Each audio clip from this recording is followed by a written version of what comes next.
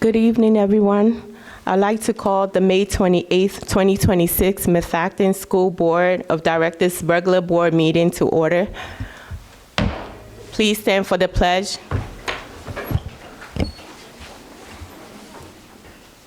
I pledge allegiance to the flag of the United States of America and to the republic for which it stands, one nation, under God, indivisible, with liberty and justice for all.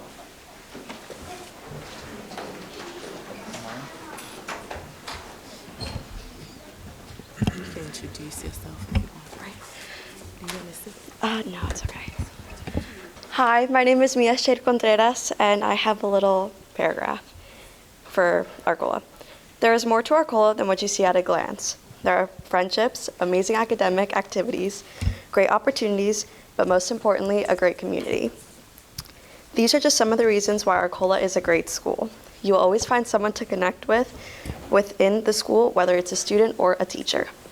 That sense of belonging is what makes Arcola more than just a school to me. It feels like a place where people want to care and help each other. Because of the supportive community and the many opportunities Arcola has to offer, I am proud to call Arcola my school. Thank you.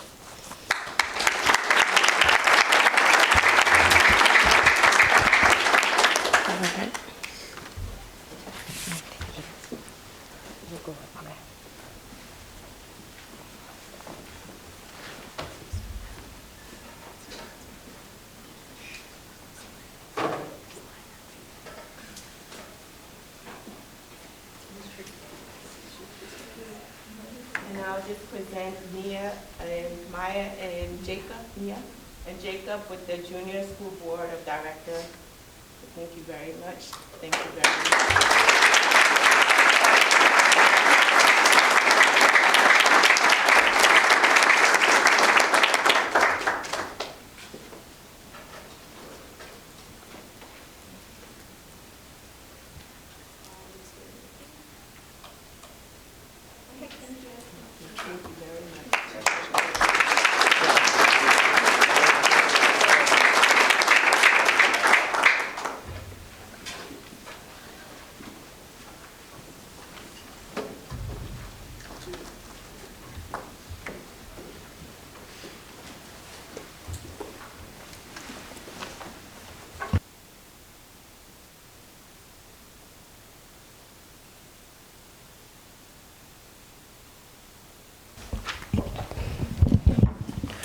All right.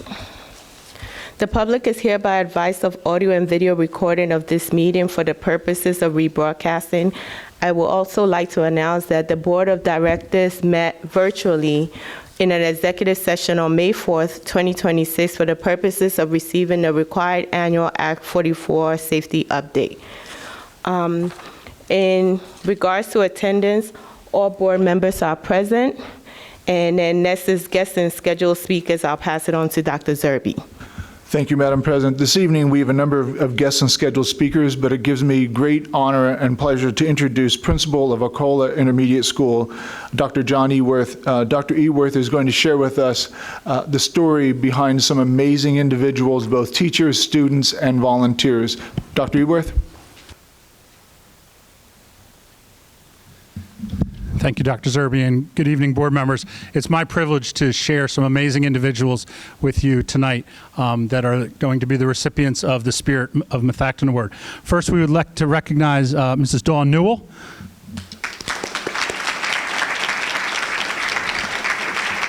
Here, go. Come back. Dawn Newell is a dedicated 7th grade learning support teacher who consistently goes above and beyond to meet the needs of her students. She's a strong advocate who empowers students through her compassion, patience, and unwavering commitment to their growth and success. Dawn's calm and nurturing demeanor helps create a supportive learning environment where students feel safe, valued, and encouraged to succeed. She also maintains strong and open communication with families, building meaningful partnerships that support student progress. Through her care, teamwork, and dedication, Dawn continues to make a lasting impact on the students and families she serves.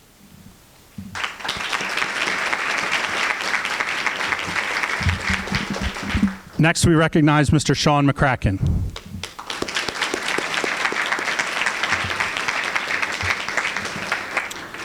As an 8th grade science teacher and proud Meth Acton graduate, Sean McCracken continues to give back to the community through his leadership and dedication to student learning.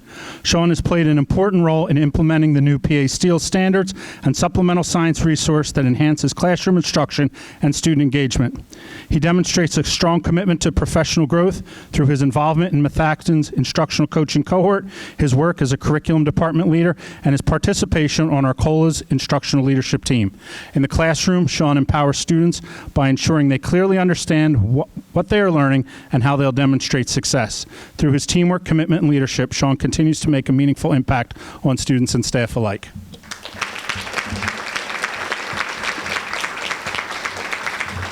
Next, we'll recognize Mrs. Julia Menerick.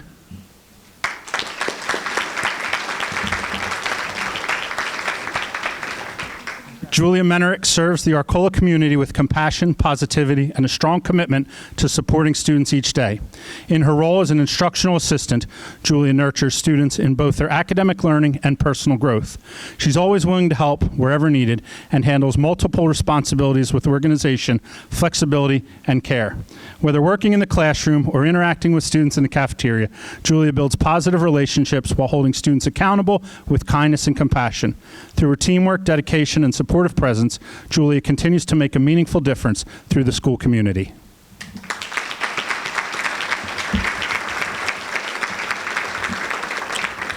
Next, we'll recognize Ms. Dana Fornicola.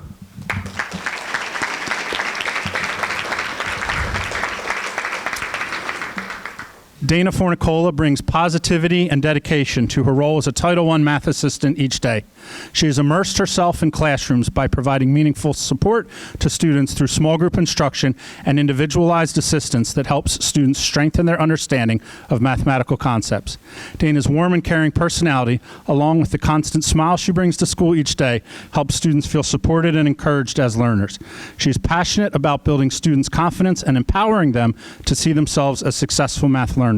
Dana's contagious positive energy and commitment to student growth makes a lasting impact on the Arcola community.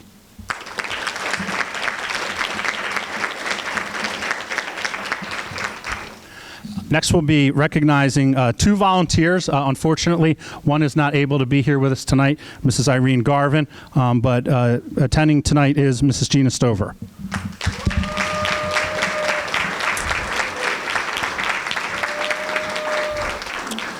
Irene Garvin and Gina Stover are a powerful and dedicated tag team of volunteers whose leadership as board members on Arcola's Home and School Association continues to enrich the entire school community. They work tirelessly to create meaningful opportunities for students that enhance the school experience, including events such as the school-wide winter dance, celebrations that recognize student success, and the planning of Arcola's inaugural Color Battle celebration. Their commitment to nurturing a positive and connected school culture is also evident in the many ways they support staff, from awarding mini grants to organizing thoughtful acts of appreciation throughout the year. Whether providing funding for field trips, supporting STEAM days, or helping coordinate Teacher Appreciation Week, Irene and Gina consistently demonstrate teamwork and commitment in all they do for Arcola students and staff. They are our biggest cheerleaders.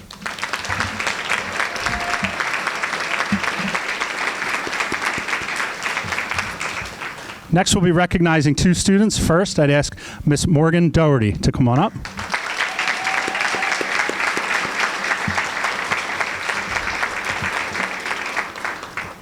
Morgan Doherty is an inspiration to the Arcola community through her academic dedication, unwavering resilience, and exceptional character. She approaches every challenge with determination and perseverance while consistently exceeding expectations in all that she does. Morgan's integrity, positive attitude, and commitment to growth empower and inspire those around her each day. She represents the very best of the spirit of Meth Acton through her strength, character, and ability to motivate others through both her actions and example. We're incredibly proud of all that Morgan has accomplished.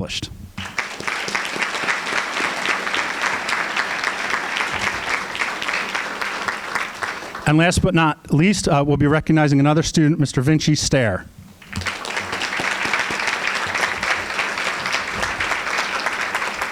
Vinci is a compassionate and hardworking student who brings positive energy, enthusiasm, and dedication to the Arcola community each day. He consistently puts forth strong effort in the classroom while demonstrating creativity and critical thinking across all of his classes.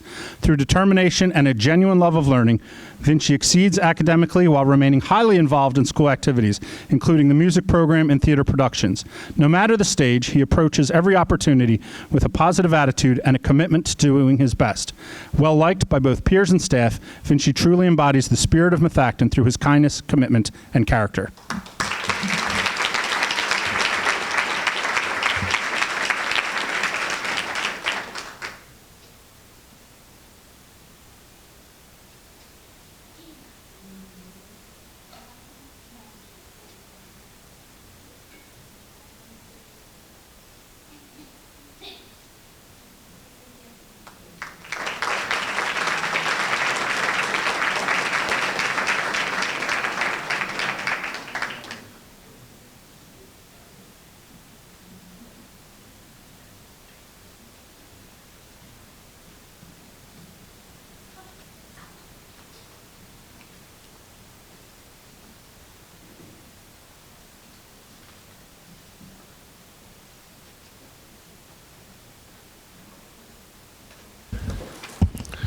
If people will continue to indulge us in some recognition here before we then give an opportunity for people that have been awarded and recognized an opportunity to exit, but bear with me.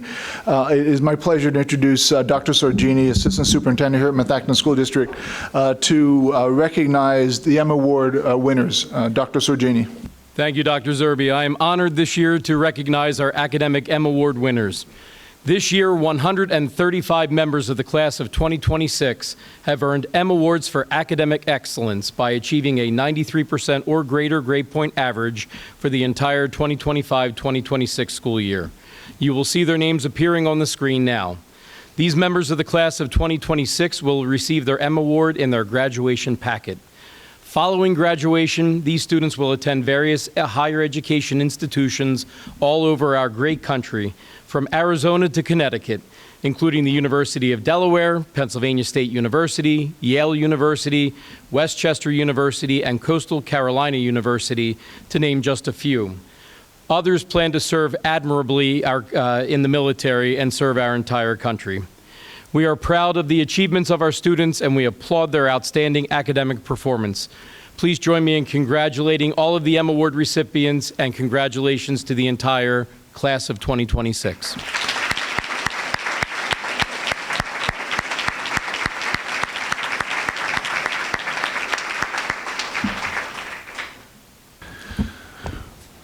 We have some additional M Award recipients here this evening for the Athletic M Awards. I'd like to introduce Coach Langen and Coach Rominski to introduce our players and tell us a little bit about the recipients that are receiving the award this evening. Mr. Rominski, Ms. Langen.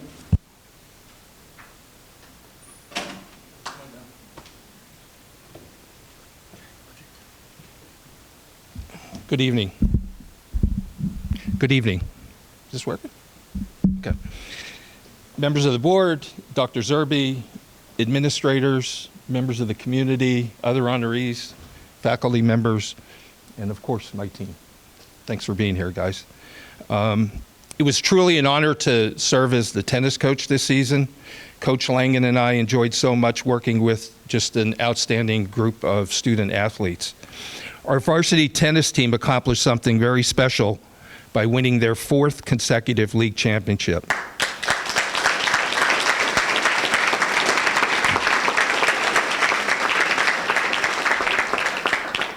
Our 5 seniors were part of all 4 championship teams, which speaks to their commitment, their leadership, and consistency over the years.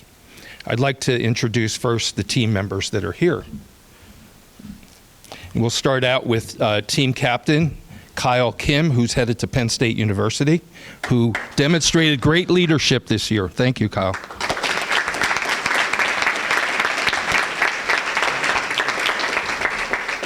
We also have here this evening Captain Aiden Bordick, who's also headed to Penn State University. Thank you for your leadership.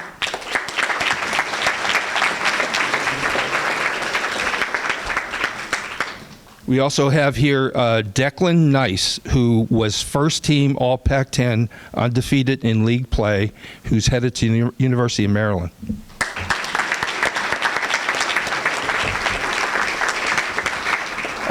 first doubles team was made up of Alex Webb, who's here, and also Varun Bhatt, who is not here. Alex was all academic Pac-10, and both Alex and Varun were first team all Pac-10 doubles.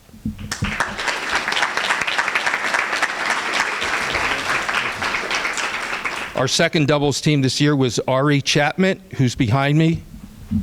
His partner, Jeffrey Quinn, was unable to make it this evening. Ari and Jeffrey were honorable mention Pac-10, and I must share that in the biggest match of the year, in the third set, they were down 5-3, match point, and they came back and won in a tiebreaker. I believe the score was 9-7, so they won the third set 7-6. We wouldn't be here this evening if they didn't come back in that match. So they definitely win the award for comeback match of the year.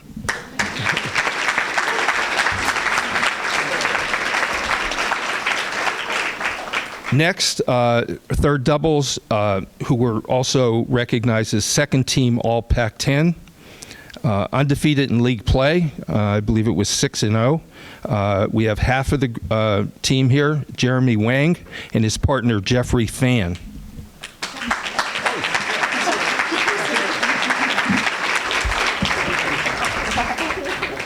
He snuck in on me. Thanks for being here, Jeffrey. Three other varsity players I wanted to mention. I call them interchangeable parts. They were really the fourth doubles team. Justin Yoon, Tyler Gordon, who was the most improved player of the year. He won a team award. And Rohit Mahajan. They were interchangeable parts. We won a lot of matches 4-3, and they were a very important part of. We won so many matches 4-3 against other teams. They were an integral part of our success this year. So thank you to them for their efforts. And I shared this with my team. And I'll try not to take too much longer here, but these young men are tremendous students, and that's something I'll always remember. The top 13 players have been enrolled in 51 AP classes. I talked to Langen early in the year. And to their credit, there's a lot of missed class time during the tennis season, and that comes to like 3.9 AP courses per student athlete. 2 of them have 6, 2 of them had 5, and the rest had either 2, 3, or 4. So they're just tremendous student athletes, and you guys should feel real proud about that. Finally, the way they carried themselves, always with class, the way they cheered for each other, the way they treated the JV players. When things were going well in our league matches, they carried themselves the same way as maybe we're in some of our non-league matches where things weren't going as well. They carried themselves the same way. And that's what I'm going to remember from the season. The character that you guys demonstrated, I'm very proud of, and Coach Langen as well. So thank you guys for representing Methacton so well. Really proud of you.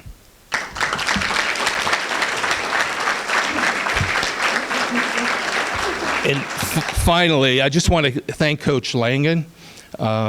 She did a tremendous job with organization, reporting scores. We had a tremendous senior day with baby pictures, if you can believe that. It was just a great season, great team party, and we enjoyed you guys so much. And again, thank you for representing Methacton so well. Good job.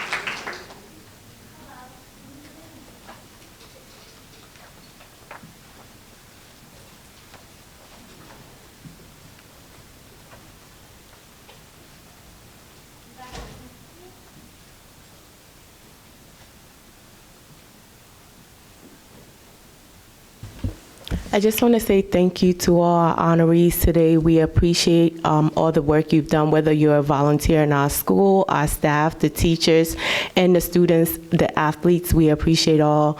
And Mr. Eworth for bringing the Arcola students out today. At this point, we will continue with our regular board meeting.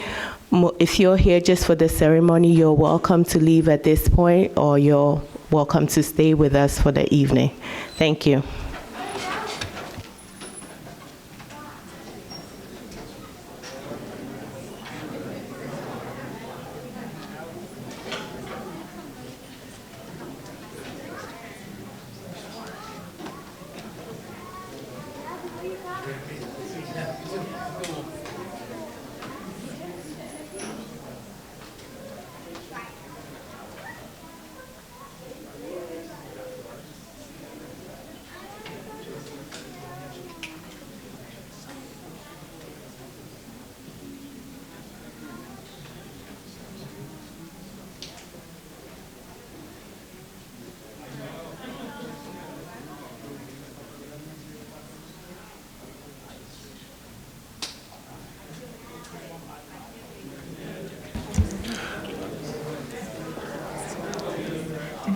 Madam President, members of the Board of School Directors, it gives me great honor to continue with a tradition that we've done for as long as I can remember.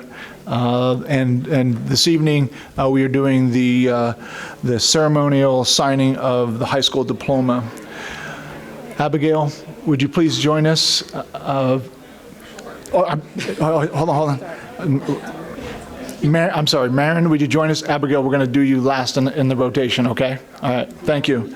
So Marin, would you join us? You can have your parents come up as well to stand behind us. So we're going to stand here.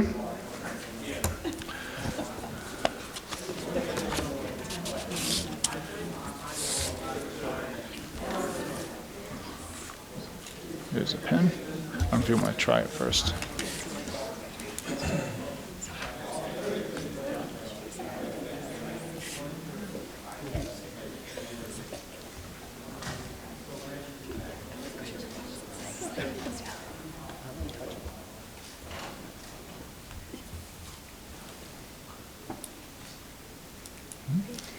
But you have to come back for finals.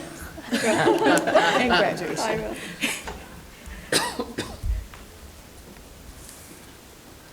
I'll let you hold it. Okay. But it's not complete. We still need to get the two other signatures on this, and Okay. we still need to have you cross the stage. Yep. So we're looking forward to that day. Thank you. I'm sure you are as well. Yep. How about Mom and Dad? Are you looking forward to that as well? we All right, are. good, good. Thank good. you. Congratulations. Thank you, guys.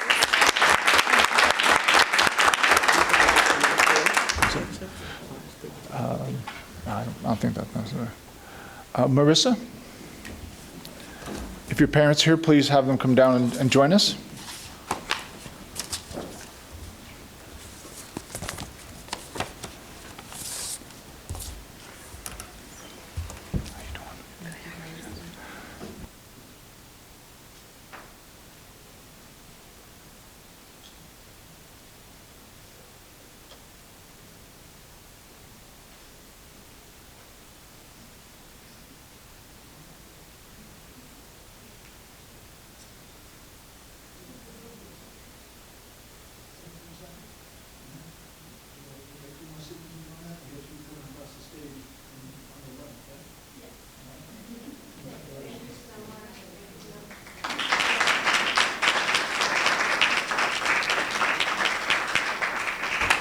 And now, as indicated on the agenda, as per the annual ceremonial signing of the high school diploma, school directors with a child graduating in the class of 2026, Ms. Alston, will sign her child's diploma in the location otherwise reserved for the president of the school board of directors. Ms. Alston, would you join me here at the president's seat? And Abigail, would you please join us?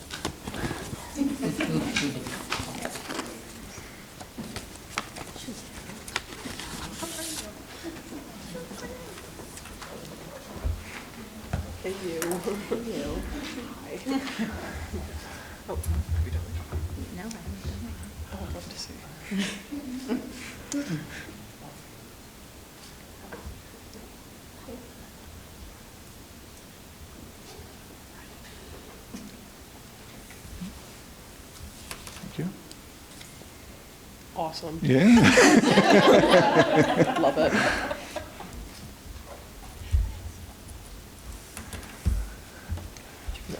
Yeah, you can hold it? Wow. You'll get that on the 11th. What do you think? Lord willing, Dr. Yeah. Zerby. Congratulations. Oh, let's do one.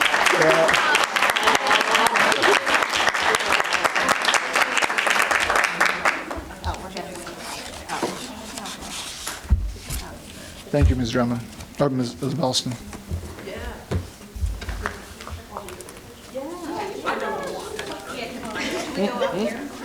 Do you want any other photos do you need any other photos? I got a bunch of them. Okay. Was this in the way? Okay. Feels like we're already here, so. Okay. Pretend. Do you want the envelope? Oh, thanks, Mom. Sorry. Yes. We certainly can. Perfect, thank Thank you. Love you. you. Love you. Bye. I know I did. Yes, I use sunscreen. We can go back to the screen. I love it.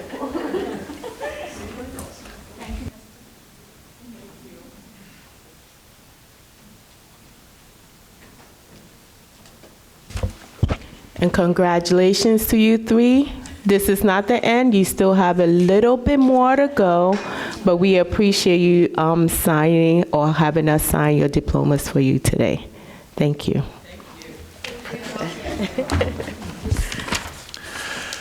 Madam President, we have two more presentations here this evening. It gives me great honor to introduce Ms. Zelli. She is our belonging coordinator for the district, and she's here this evening to present an update that she had previously provided to the board in an information session, but tonight we're happy that she's here to present her work to date on belonging here in Methacton School District. Ms. Zelli? Thank you, Dr. Zerby, and thank you, board, and for everyone for having me here tonight. As Dr. Zerby stated, I am Michaela Zelli, and I'm the new Belonging and Climate Coordinator. Just for a little bit of historical context, I was teaching English in the district, and I have previously taught English for the past 9 years. And in my last district, I learned about something called restorative practices, which is what I'll be referencing a lot in this presentation. I officially am certified in restorative practices. I'm pursuing a master's in restorative practices, and I'll talk a little bit about what that looks like. And just for your information, restorative practices is the science of building relationships and repairing harm. So for reference, as I go through this, just keep that in mind. So as I've mentioned, I was an English teacher. I just started this role in January, so January 28th was my first day.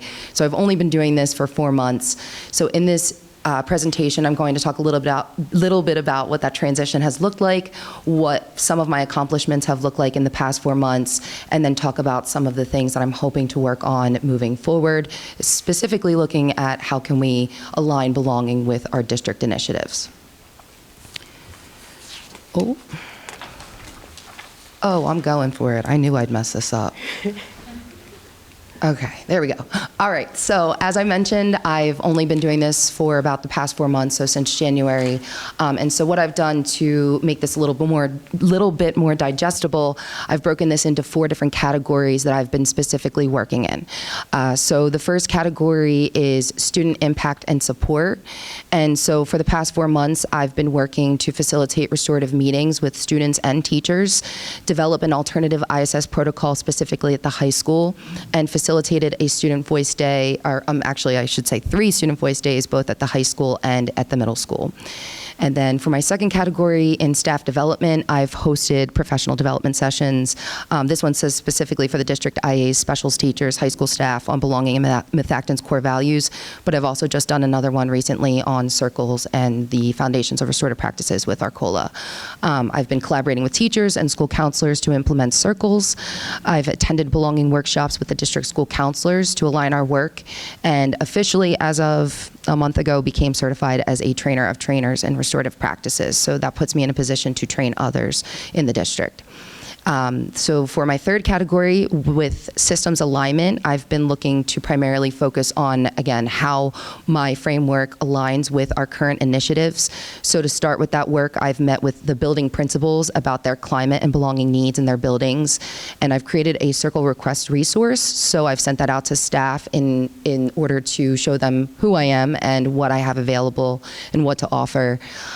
As I've mentioned, I've developed an alternative ISS protocol at the high school, and I've met about specifically the Character Strong and Belonging initiatives, because those are some of the initiatives we've been working on, the Character Strong specifically, and the MTSS. And so I've also been providing SEL context for the handbook. And then lastly, I've been focusing on our last facet, which is community, and building more of a culture of visibility and positivity. So I've been circulating across the district to establish just my presence and meeting in all the different buildings to meet new people. I planned a district-wide inclusion week, and I've shadowed in community cares. Did it again. So looking at moving forward, some of those goals align with those 4 categories that I've spoken about. And then I will also give you a little bit of an emphasis on what belonging looks like and the framework that I am undertaking to really show what that looks like across the district. So moving forward for systems alignment, I would like to continue to align this work with Character Strong, PBIS, MTSS, and restorative practices, ultimately to build this into one cohesive framework so that the staff does not feel overwhelmed and understands how all of these different frameworks align. And so what I've done, and you can't see it there, it was linked, but I've developed something called the Tree of Belonging, which shows how these systems all intertwine with one another. And then I hope to increase the consistency in the usage of that across all buildings. In terms of staff development, I've embedded restorative practices into ongoing professional development for the upcoming year. So I will be actually providing that professional development throughout the year. And I will be utilizing the training of trainers model to deliver small, consistent modules across the district so that people can get a little snippet of what that looks like and ultimately empower. And I didn't mention this, but we have belonging liaisons across the district. So in every single building, there is a belonging liaison that supports me. So I'm hoping to empower them a little bit more moving forward with the work to facilitate and support the implementation within our schools. As I've been mentioning, restorative practices implementation is a huge focus that I have. So launching the restorative practices at the high school is where we're primarily focusing next year. And the assistant principals and school counselors actually will be trained as of next week. And then ultimately, my goal is to train 100% of staff through a phased rollout model. And when I say 100% of staff, that means not just professional staff, but everyone that's a part of this district. Because ultimately, again, this is the science of building relationships and community building, and everybody matters and is a part of this experience. And then lastly, to enhance the student support and experience, I want to continue expanding and refining the ISS support. ISS, if I didn't mention that earlier, is in-school suspension. So what I've looked at specifically is how can we be a little bit more purposeful about how we're doing the in-school suspension? How can we promote more reflective and proactive practices? And ultimately, I'm looking at if there are kids that are in there for multi-days, having alternative resources for them to work on some of maybe those things that they need to work on that have put them there in the first place. So then ultimately looking at targeted areas of need, I'm looking to hopefully bring specialized programming or assemblies to focus on what the kids need, and then continue building systems that support behavior, connection, and reentry. Oh, it does let me click that. I'm not going to do that. So. Oh my goodness, you would think I would get it right after messing up 5 times. Okay, so lastly, I did want to refer back to that belonging framework that I had mentioned. So what I'm referencing is something called the 5 pillars of belonging. And so moving forward for the rest of the presentation, I want to focus on how specifically I'm enhancing these different pillars in trying to promote belonging across the district in the different initiatives that I'm hoping to promote. And starting with being feeling welcomed, and this is the feeling of being accepted whenever you enter the space. So some of the things I'm hoping to work towards are intentional onboarding for students and staff, climate-focused conversations with principals, so building a little bit more centered focus around what their needs are, having more Inclusion Week or school-wide culture events, spirit days that are across the entire district, not building specific, clear and visible messaging about what belonging is and what our expectations are, so people understanding exactly what belonging is, and obviously having a consistent presence across the building so people know who I am.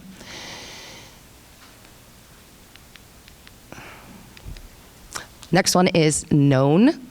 So this is the feeling of being seen and understood as an individual. So I specifically would love to continue with the Student Voice Days. It's been great giving the students a chance to speak about their experiences and to be able to hear them and what their actual needs are, and to also make those connections not only for the high schoolers, but to bridge the gap between the middle school and the high school. I would like to continue with the restorative conferences, which also is giving voice not only to our students, but to our staff to talk about what their needs are, which enhances the staff relationship building practices. Identifying trusted adults for students, so finding mentors where students, if they have specific needs, finding specific individuals that can help connect them with what their needs are, and then again, continuing that liaison work to gather the building level insight into what the needs are into each building. All right, and then the third one is feeling included, so like I'm a part of this community, so again, expanding on those student leadership opportunities and promoting classroom circles throughout the district and shared dialogue structures around what positive relationships look like. Having more collaboration with teachers and counselors to promote their relationships and how they can influence the students in their buildings. Having inclusive school-wide programming and assemblies. And again, I keep saying this, but building consistency across schools so students have access. I think the consistency is really important. Second to last, I'm almost done, supported. So I have what I need to be successful. So I keep mentioning this alternative ISS protocol. My relationships are at the high school. That's where I started my work. So that's where I started my ISS protocol, but I'm working now to look at the middle school level and how I can implement new resources. And with that, we're also looking at restorative reentry and follow-up support. So if something happens, having a more specific structure for re-entering students after something's happened. Again, aligning with that tiered support through the MTSS alignment, so seeing what the students' needs are and in what tier that they fall so that we can give them the proper supports. Continuing staff professional development and coaching, and targeted student interventions and check-ins with the check-in and check-out process. Oh, goodness. I'm the example of what not to do. And then this is the last one, feeling connected. So I feel a sense of belonging to people and this place. So I would like to enhance the relationship building across all buildings, again, as being present, but also connecting people with like ideas so that they can connect with one another. Continue with the community cares involvement, so making sure that, again, I'm promoting that mentorship from the high school level to the lower levels, strengthening staff culture and collaboration, and having ongoing presence through trust building. But ultimately, this has been 4 months of work. I'm really focusing on, again, that restorative practices component and trying to promote the positive relationships across the district. Thank you for your time. Well, Ms. Zelli, thank you so much for the presentation. And I know you keep saying that you've only been on the job a few months, but there's a ton of impact that you've made here in Methacton, not only in the past in terms of your teaching, but the effort that you've put forward here, just these short months. It feels like 3 years of impact from other people. So thank you so much for all that you do, for bringing your personality and making such a positive impact here for not only our students, our staff, and our school community. So with that, I'll allow some comments or questions from members of the board. Ms. Oquendo? Hi, just a clarifying question. Can you just briefly describe a circle and like what kinds of issues or challenges can be tackled or handled with a circle? Yeah, absolutely. And that's why I mentioned that resource that I had up there, because that's usually what I would reference. But a circle, there are 2 different types of circles. And so in that resource that I've sent out to the district, there are community building and responsive circles. Sorry, I had it up there and I'm doing it on the fly.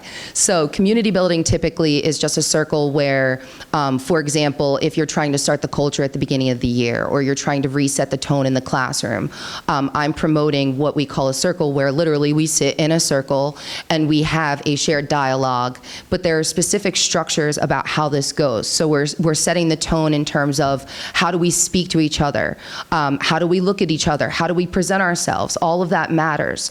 So ultimately, that's the community building component. And then the responsive circles are more in terms of if something happens that has hurt our community. So that would be maybe a reintegration circle. For example, students maybe have gotten into a physical altercation. So I would hold a circle where I bring them back into the building after they've taken some time out, and then we talk about how can we coexist. Obviously something happened, but we need to coexist, so what does that look like? There are different layers to the circle, so it can be very informal, as I mentioned, which is like the community building, but then there are more formal layers, which I'm specifically trained in, so when I talk about the staff doing that, I'm not asking them to do those more like trained levels, but again, there's those two layers. So some teachers, I had an example of a teacher. She wanted to suspend kids, but she had great relationships with them. And she was really, really frustrated. She was at her wit's end. And she reached out to me. She's like, look, I really don't want to suspend them, but they need to understand how frustrated I am. So she called me in for a circle. I sat down and I gave her the room to be able to talk about her experience and why she was frustrated. But then it was fascinating because the kids were able to say, well, when we have unstructured downtime, we don't know what to do with ourselves. And so it was fascinating, that exchange, for her to recognize, like, oh, I need to be more structured when you have nothing to do. And they were able to express that. And every time, without fail, when I pass that room, are we doing another circle? Are you coming in? Are we doing another? And it's a DI math class. So that's the community building component. But then, and I guess I want to really emphasize that I want to be more proactive than reactive. So focusing more on that community building aspect rather than those responsive circles. Thank you. That's really helpful. And then my last question is, my assumption is that a lot of this kind of professional development geared towards the teachers is about creating this school culture for the students.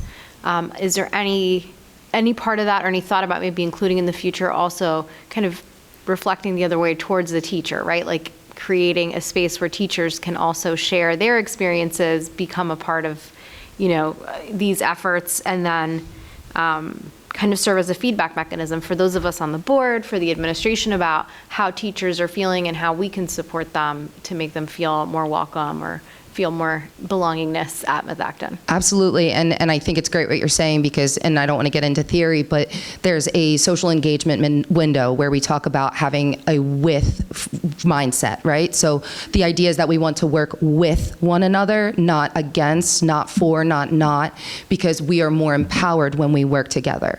So when I mentioned earlier training 100% of the staff, I was talking bus drivers, I would office staff, everybody who's anybody, because to your point, I think that we all should be a part of that decision making. And so then extending that into next year with the high school, when I start doing those modules, I'll be starting to do that with the teachers to specifically be training them, and that's where they'll be able to speak and tell me what they need. And then ultimately my hope is to have those modules, deliver them, and I always say, like, have them get bit by the bug, and then hopefully then give them that 2-day offering of that training so that they can officially be certified in the restorative practices to further their experience with it as well. That's great. Thank you. Yeah. Any other questions from Ms. Zelli? Ms. Steele? Thank you for this, Ms. Zelli. And one of the things I'm just really appreciating about your presentation is I can tell the deep knowledge that you have on this, and it's just coming through on every page of your presentation and everything you're saying. So first, thank you for that. And I guess, so I'm going to make a request to Dr. Zerby in a minute, but I want to frame it for you in that my request is based on the work of Kareem Weaver, who's in charge of Fulcrum and the Right to Read project. He connects literacy to belonging over and over. So that's the one name that I'm giving you. And the other one is Zaretta Hammond, who is responsive teaching in the brain, as well as rebuilding students' learning power. So that's where my next task is going to come. And so my request, Dr. Zerbe, is that Ms. Zelli attend meetings when Schools Cubes comes next year, just to keep her informed. And I would actually request that, if possible, she could attend the ones at Arcola for secondary. And my request for that is students who make it to secondary school either with identified reading needs or literacy needs, reading, writing, or unidentified reading, writing needs. They're layered onions of shells. I'm not coming up with the word right now. Defense. Mm-hmm. They have defenses to cover what they don't want others to see and what they don't want to admit to, or what it might be hindering them. And that can lead to ISS behavior or other behaviors. And this sounds to me like an overlapping Venn diagram of all the work needed in literacy. And I think it would be valuable just for you to even know the conversations, and the Arcola would be the secondary. So that's my request, if that's okay. And I think it's important for you to hear that I come from the School District of Lancaster, where I taught prior to this. So I was an 8th grade teacher. So I taught 75% of our students didn't speak English as their first language. Most were on a 2nd or 3rd grade reading level in 8th grade. So really my passion comes in with the literacy and English, and then the relationships, you know. So there's definitely a tie in that, and I can see your connections. So thank you for that. Ms. Alston? Hi, thank you so much for this. I was curious about the Student Voice Day, and I just wanted to ask if you could say more about that, about maybe what prompts were given or what reflections came out. I just was really curious about what that was. You want to share about your experience? A little bit, yeah, and not to put you on the spot. I was one of the students selected for Student Voice Day. I want to say it was very open on how we could improve the community, what felt missing. A lot of it was how everyone felt disconnected. There was many ideas of sharing common spaces, expanding the tribe to not just cover sports, but the arts, theater. I think it was very helpful, and it kind of showed that students do feel the same disconnect. That was the main topic. And the most common topic that we found. Yeah, and correct me if I'm wrong, but it was really fascinating to see students that wouldn't necessarily expect to see each other be in that first space. So it was over a 3-day, I shouldn't say 3 days consecutively, but it was 3 days that we did it.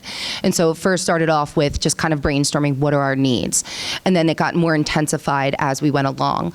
Kids were specifically selected for the 2nd and 3rd day that had specific projects that they were working on, because some just didn't show necessarily as much interest as others. So the 2nd day was more aligning, and I can't remember what it was called, but it was like a QPC. So there was a group that worked with us, but it was like a quick questioning technique. They were teaching them not only how to work along with leadership and engaging with a new process, but how do you actually work through what your needs are. And then our last one, I don't think you were at the last one, and our last one was just putting that into action. So they actually had an action plan where the students were developing what that would look like. So specifically after that questioning technique, if it said, for example, who would you have to ask to connect with to make this happen, then they were answering those questions to put them into action. So the really cool part about it was not only were they coming up with their ideas and connecting with others, but also understanding how to utilize the resources within their community and questioning where those things were so that they can implement whatever it was that they were looking for. So to Marissa's point, there was the one, a lot of us talked about belonging in terms of mental health, and then we also talked about the clubs, like you had said, and collaborating with all the clubs to have some sort of cohesiveness around, we're all proud to be a part of Methacton, not just on the esports team at Methacton, that we're representing this as a whole. So it gave them an opportunity to talk. And then the other additional layer that's been really neat is I've been working with the 8th graders, so now as they're coming up, I can connect them with the high schoolers that have the like ideas so that they're within the same networks to then put those things into effect. Thank you. Yeah, that was going to be my follow-up question. What was different or similar about the experience at Arcola?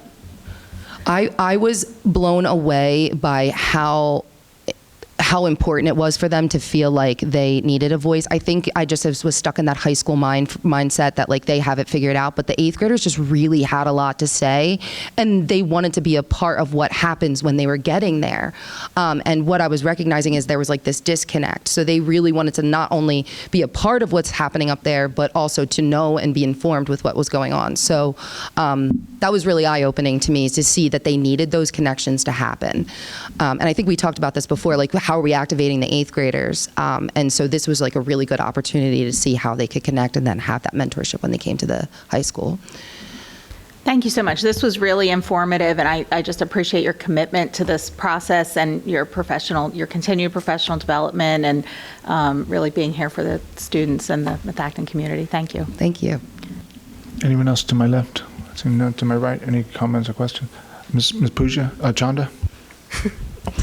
I don't have any questions. Just you're doing amazing work, and thank you so much. Thank you. Thank you for saying that.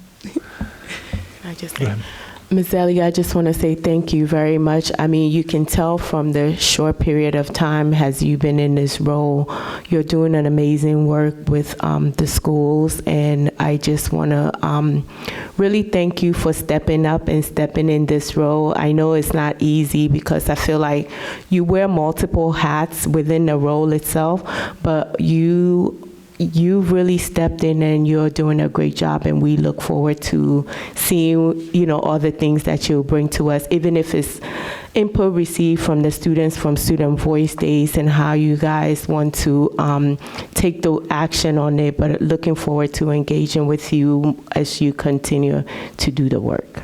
Thank you. Thank you.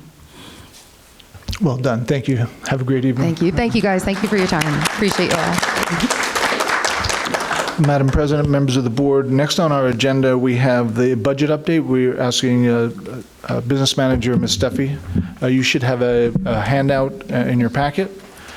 This is the presentation with some suggested modifications from the Finance Committee from the month of May. Ms. Steffi? Thank you, Dr. Zerbe. Good evening.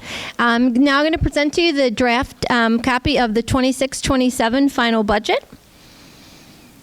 Moving to slide 1. The 26-27 draft final budget includes a 4.12% or $5.7 million increase and totals $143,455,099.12. A tax increase of 5.29% is necessary to present a balanced budget. This slide outlines the budget-to-budget changes by major object category. I will provide additional detail on each major object area in the upcoming slides. Next slide. The 26-27 Act 1 index is 3.5%.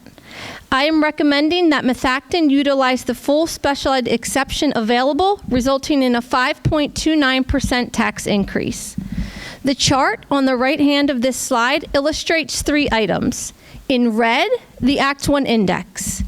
In blue, the Methacton School District tax increase year over year. In green, the Act 1 index plus Methacton's allowable special education exceptions. You will see that 25-26 was the first time in 9 years that Methacton increased taxes to the full allowable index, and additionally utilized a portion of the available special education exception. Next slide. The taxpayer impact of a 5.29% tax increase is approximately $334 for a home assessed at the district median homestead assessment value of $176,620, which equates to a market value of approximately $500,000. This $334 is about $114 greater than a tax increase equal to the Act 1 index at 3.5%. Next slide. As part of the initial budget development process, several expenditures were reduced or deferred. Since that time, we have had the opportunity to revisit a limited number of previously reduced items, specifically in the areas of operations, technology, and curriculum. In operations, we've added back preventative maintenance contacts, ground maintenance, and building maintenance items. that have previously been removed. Additionally, curriculum capacity needed to support future curriculum refresh cycles was added back. Next slide. A number of technology items, both software and supplies, were also restored. Next slide. I'm now going to provide line item detail that was summarized at a high level on slide number 2. The draft final budget includes a $2.1 million or 3.8% increase in salaries. This increase is the result of several things. Contractual increases across all bargaining units totaling approximately $3 million. The reduction of 10 MEA positions and 1 administrative position, resulting in savings of approximately $1.8 million. The addition of 8 personal care assistants and 3 district-employed psychologists, both of which represent a shift away from outsourced professional services. The budget includes a $1.5 million increase in benefits, resulting from a $725,000 increase in health care costs, a $600,000 increase in FICA and PSERS costs associated with salary increases, a $50,000 increase in employee-related tuition expenses, and an $85,000 increase in workers' compensation costs. Next slide. Looking at professional services, we have budgeted a $1.2 million or 10% increase. Looking at historical costs, we have consistently overspent in the area of special education professional services.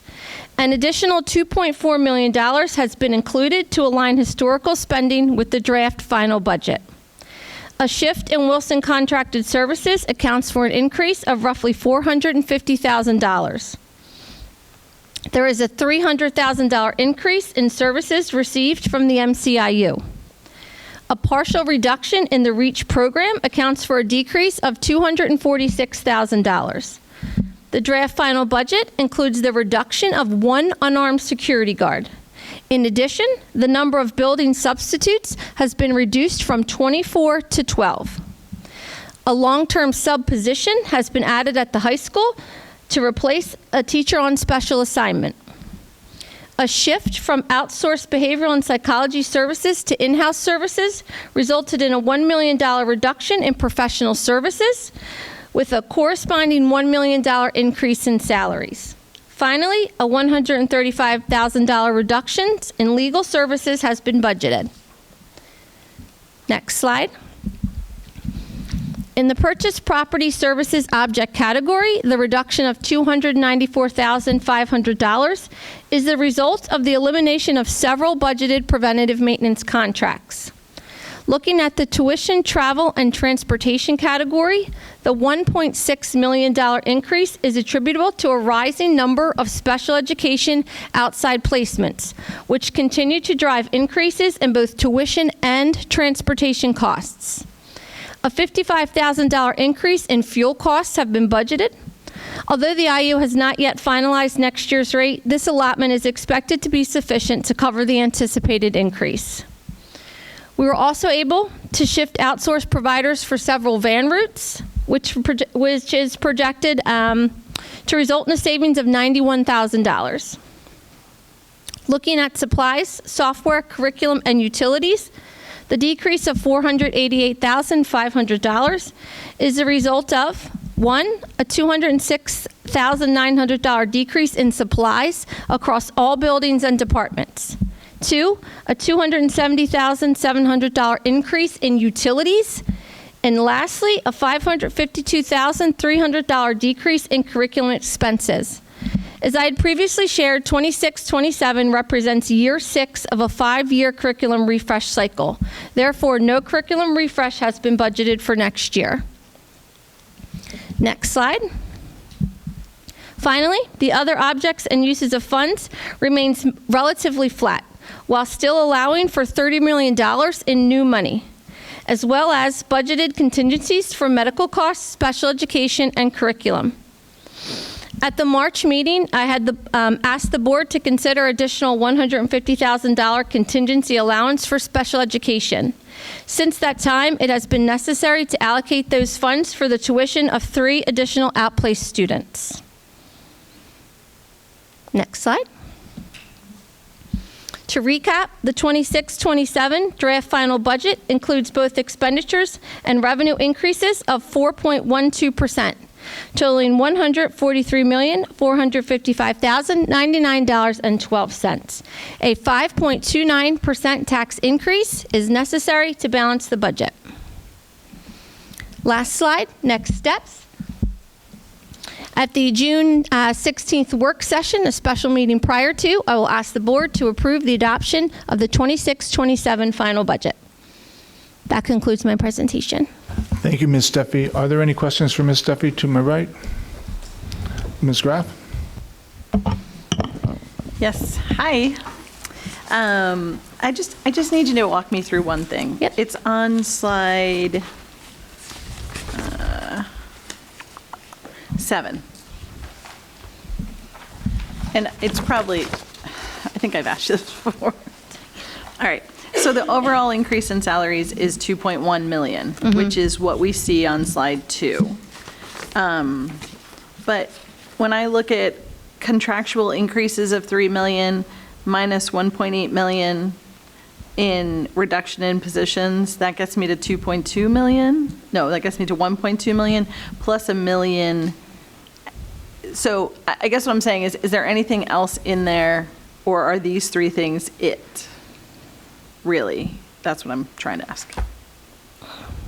So there are probably dozens of small, tiny line items that weren't included. Of course. But like, these are like the major cost items. drivers. So there's nothing else that would be like over, say, $100,000 that would go in there?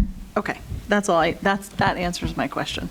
And I guess the only other question I had was on the supplies category. We have an overall decrease in supplies of $488,000. This is on slide 9. And that includes the increase in electricity and natural gas costs. How confident are we in that estimate for the increased costs for natural gas and electricity? So pretty confident. It's provided to us by a third party that we contract with. So I don't do the calculation. I would call them the quote-unquote experts in the area do the calculation. And they've been pretty spot on for the past few years. So we do feel pretty confident about that. And do we sign a contract with them that allows us to like lock in, like, you know, with my heating oil, I could sign a contract and they give me a rate? We do sign a contract. I believe it expires in December. Okay, so we, in theory, have half the year is already like contracted into a specific number. I believe it's half the year, but okay. No, that's not close enough. 100%. I was just looking to make sure that those numbers are pretty solid. Thank you. Any other questions to my right? Mr. Winters? Yeah, thank you, Ms. Steffi. I just want to make a couple points. One, I think the focus on educational delivery still was the primary driver through this budget process from the administration, and obviously in the huge financial crosshairs. But I'm comfortable supporting this budget because I believe the educational delivery was at the focus and the starting point for the decision making. So there was some serious, thoughtful review of resources by all the administration and looking at what is the best, if most efficient delivery. So some of it means moving outsized resources into the district, which in this is more or less a cost neutral for the most part, but provides a better delivery in the special education model. And so I want to thank the administration, Ms. Steffi, and for really going through that thorough process, especially on the special education. I know Dr. Gavanese, I think, is still here. She was definitely on the crosshairs. Every meeting we've talked about special education costs, and if anybody reads locally or nationally what is going on with special education costs, Methacton is not unique in that situation. And then one other just point of clarity, you mentioned that the curriculum cycle, we are not but that is not a choice. That is part of a normal cycle, that there would be no curriculum resources added in next year's budget. So it's not a choice that we're delaying something. I just want to clarify, because somebody watching on TV might think that it was a choice. But the reason we're putting the $100,000 back in the budget is because a year from now, if it's not built into the budget, we're going to have a huge shortfall for fulfilling that need. So I just want to say thank you. Any other comments or questions to my right? Seeing none, to my left. Ms. Clary? Yeah. Hi, thank you, Ms. Steffi. Just for the public's benefit, can you talk just for a moment about the process for the special ed exemption? So we don't just say we're going to take a special ed exemption.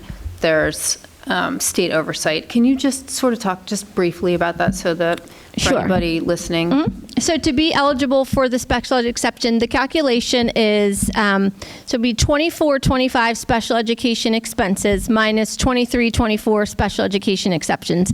And let's say that's $2.5 million increase.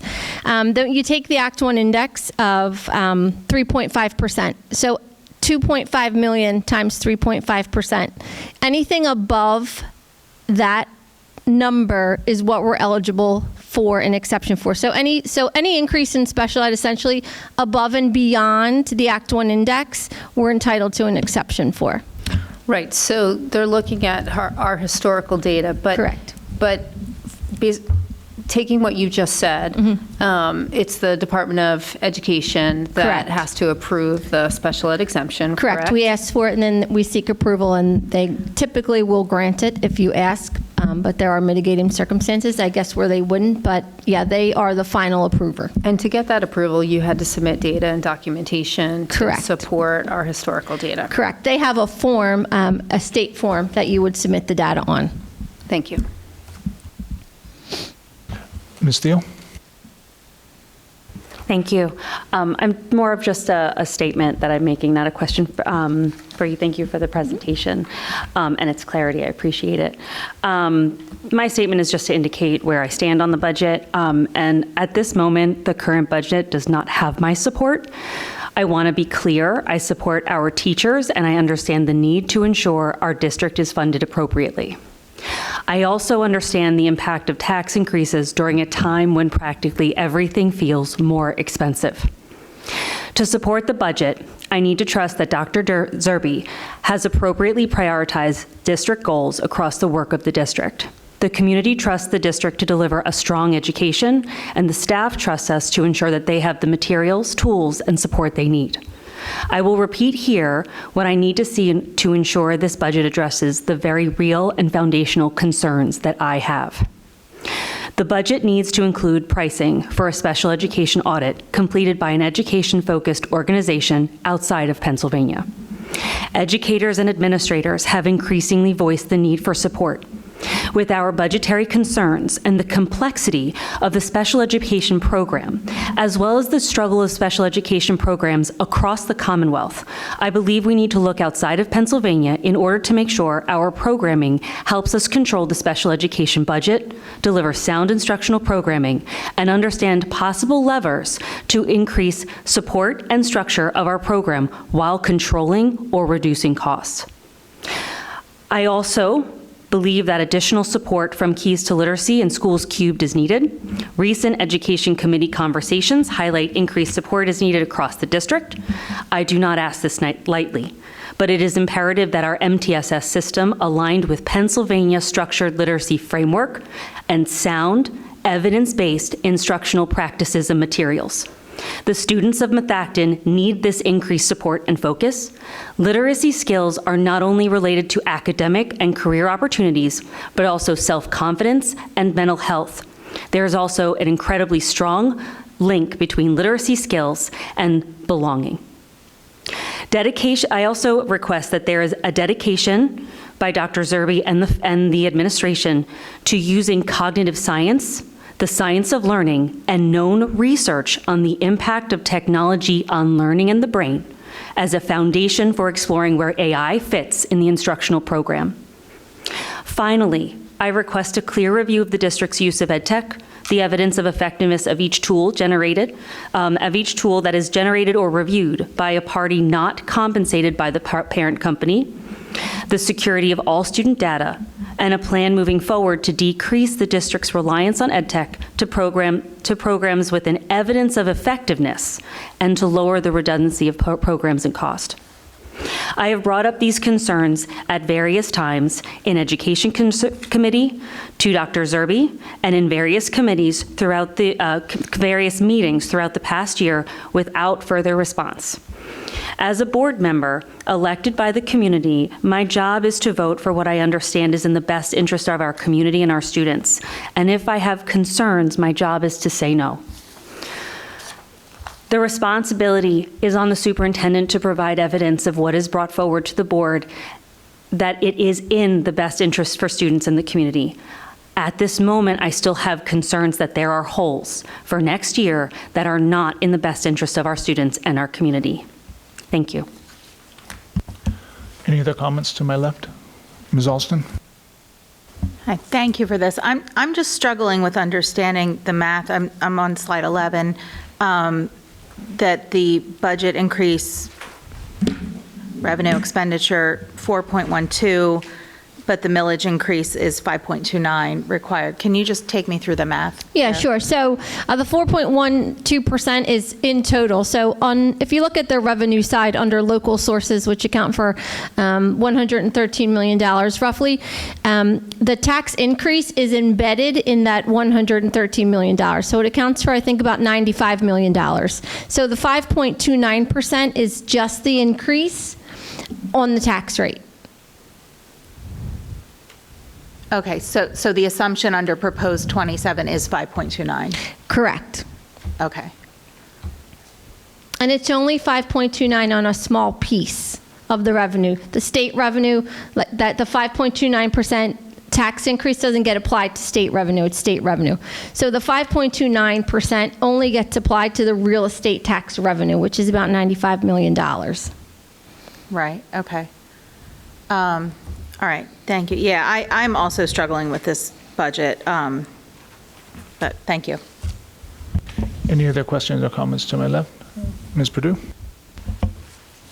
Thank you for the presentation. I just wanted to maybe touch on some of the points, Ms. Thiel, that you brought up. And I think you're very right to want to ask for information and receive that information as a board member. I think we all are elected here by members of our community that have strong trust and faith in us that we will challenge the administration to provide us with information and data to make decisions to support moving this district forward, and mainly to ensure that our programming there's no impact to our programming, and really with student focus. I say student focus, student achievement is always the forefront of the work that we do here to support the school district.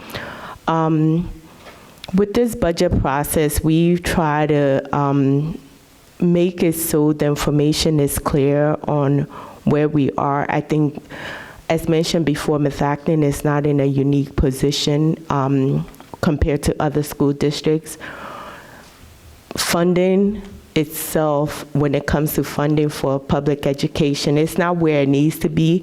When we talk about literacy, there's things that we know that is needed to support literacy in our schools. And I think with this year, we started some of that work, right? Money was set aside to support the work that we are doing with Schools Cubed. We have set up 2 lab schools within Methacton to support the work. And their work is a multi-year program that I think will lead this district in the right place and everything else. I know when we had Patty Montgomery attend Ed Committee, she provided her insight as far as the work that we're doing, and she shared, I think we are moving in the right direction, right? I don't think it's something that even she realized. It's not going to be an overnight change. It's going to be something that takes time. and work. And I think we are moving, but I do appreciate the things that you laid out as far as what you need to do to support this budget. I think I would, when I think about the special ed audit, and I would maybe just touch on that and maybe let it go. We discussed that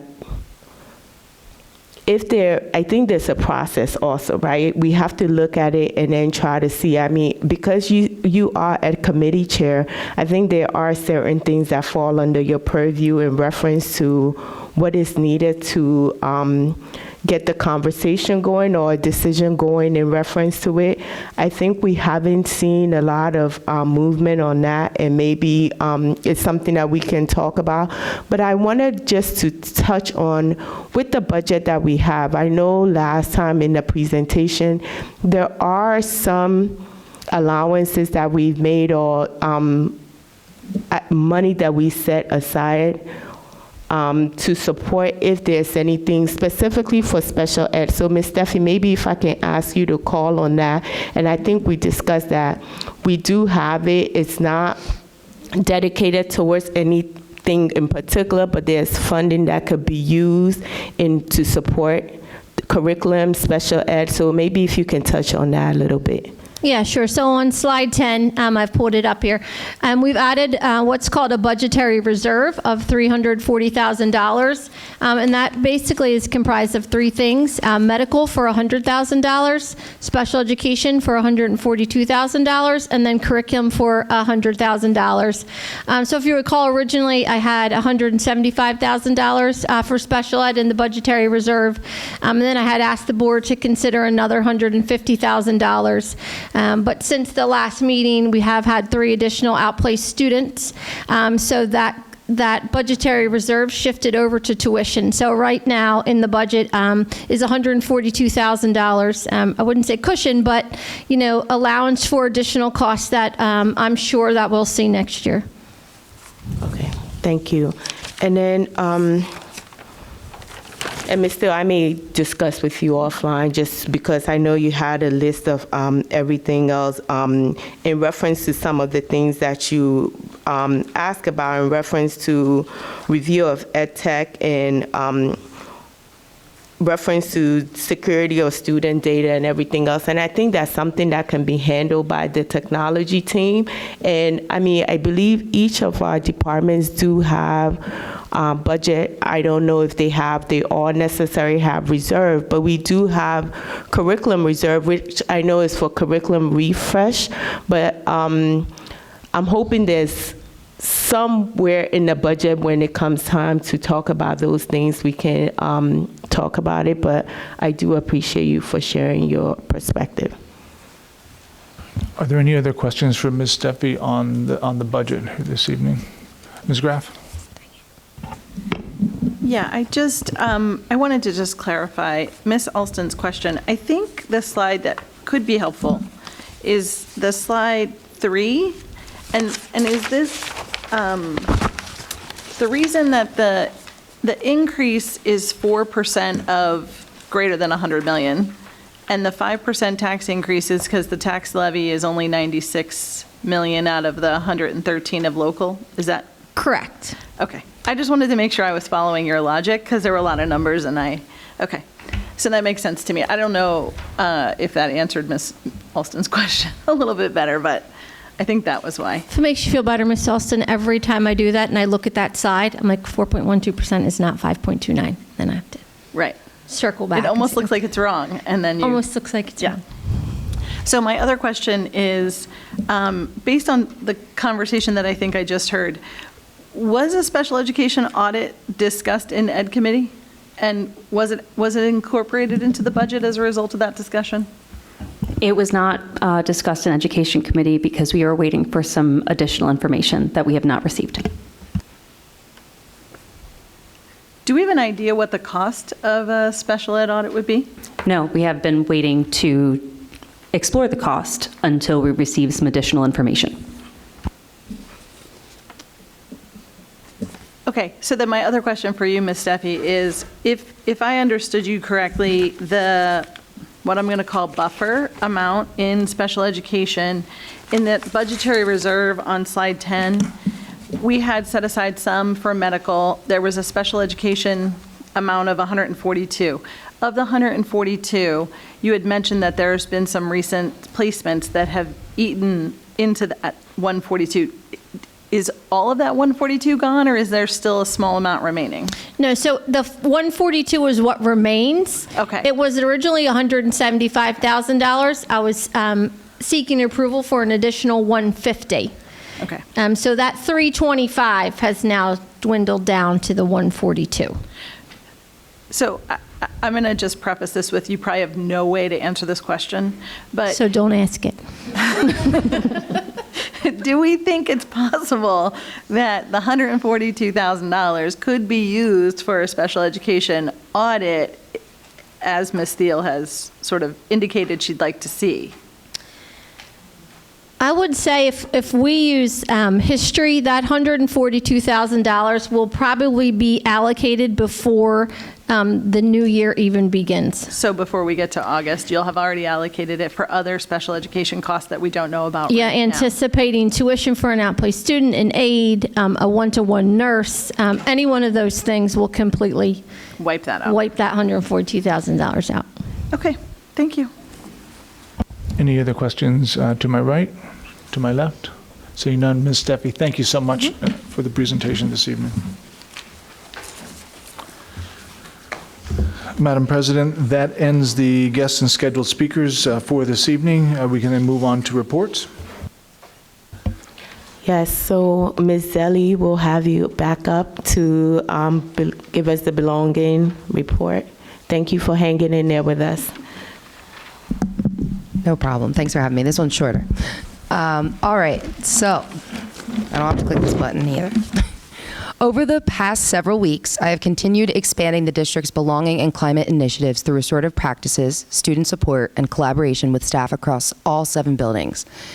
This work has included facilitating restorative conversations and student reentry supports, collaborating with counselors, administrators, and teachers around school climate needs, and continuing efforts to align MTSS, PBIS, and restorative practices into a more cohesive and relationship-centered framework.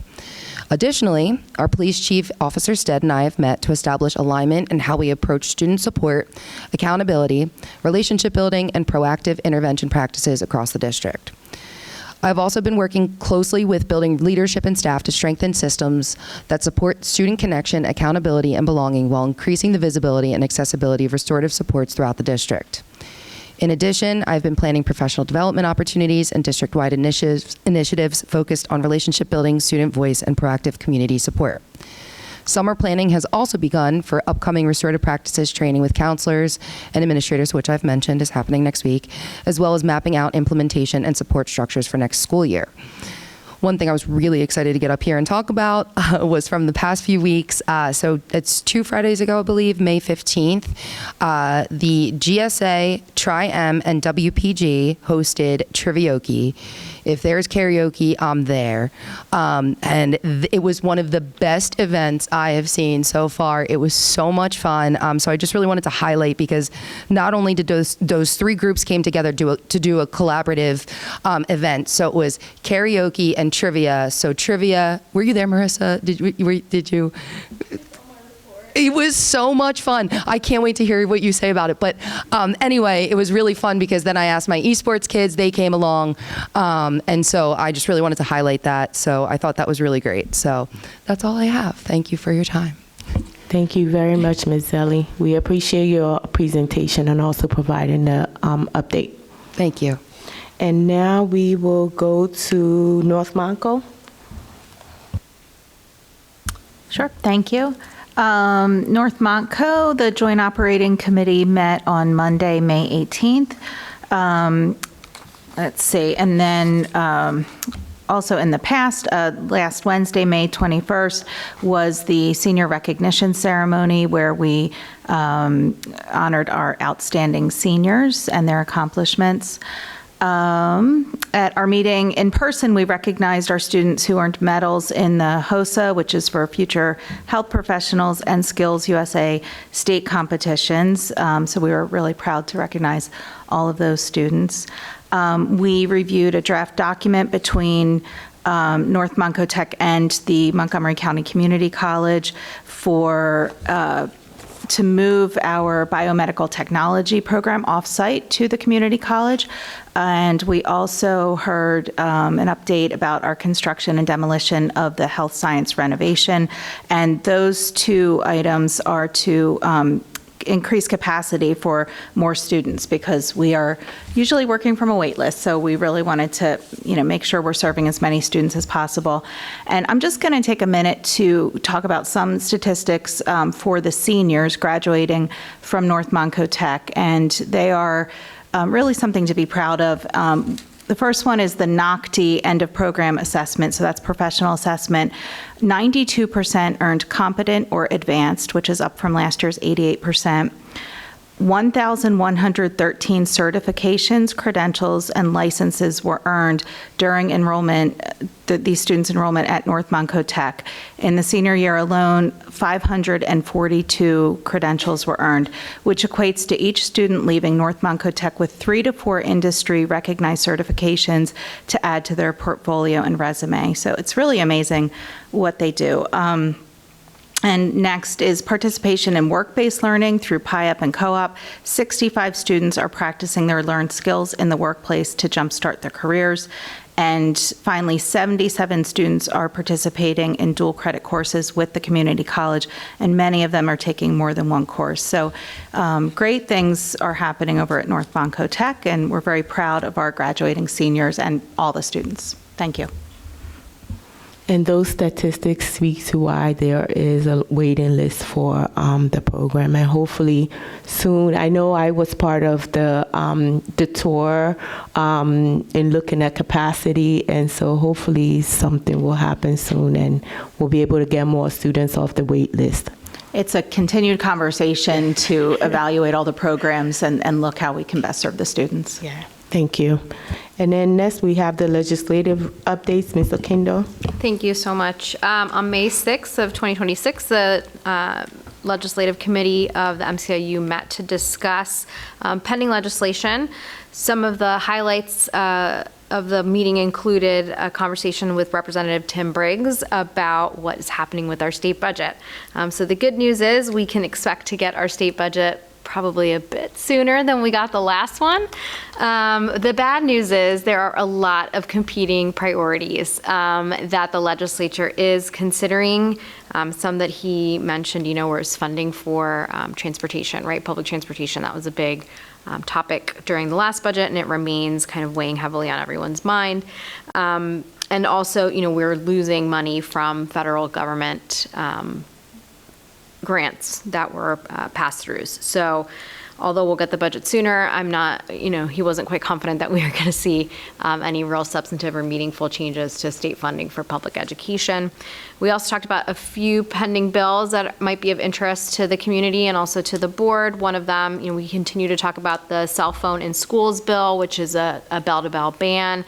Again, the members of the committee, discussed with the representative that we have some real concerns about what the costs are going to be to implement something like this. So it's great that the MCIU, keeps us at the table and gives us access to our representatives so we can voice some of these concerns.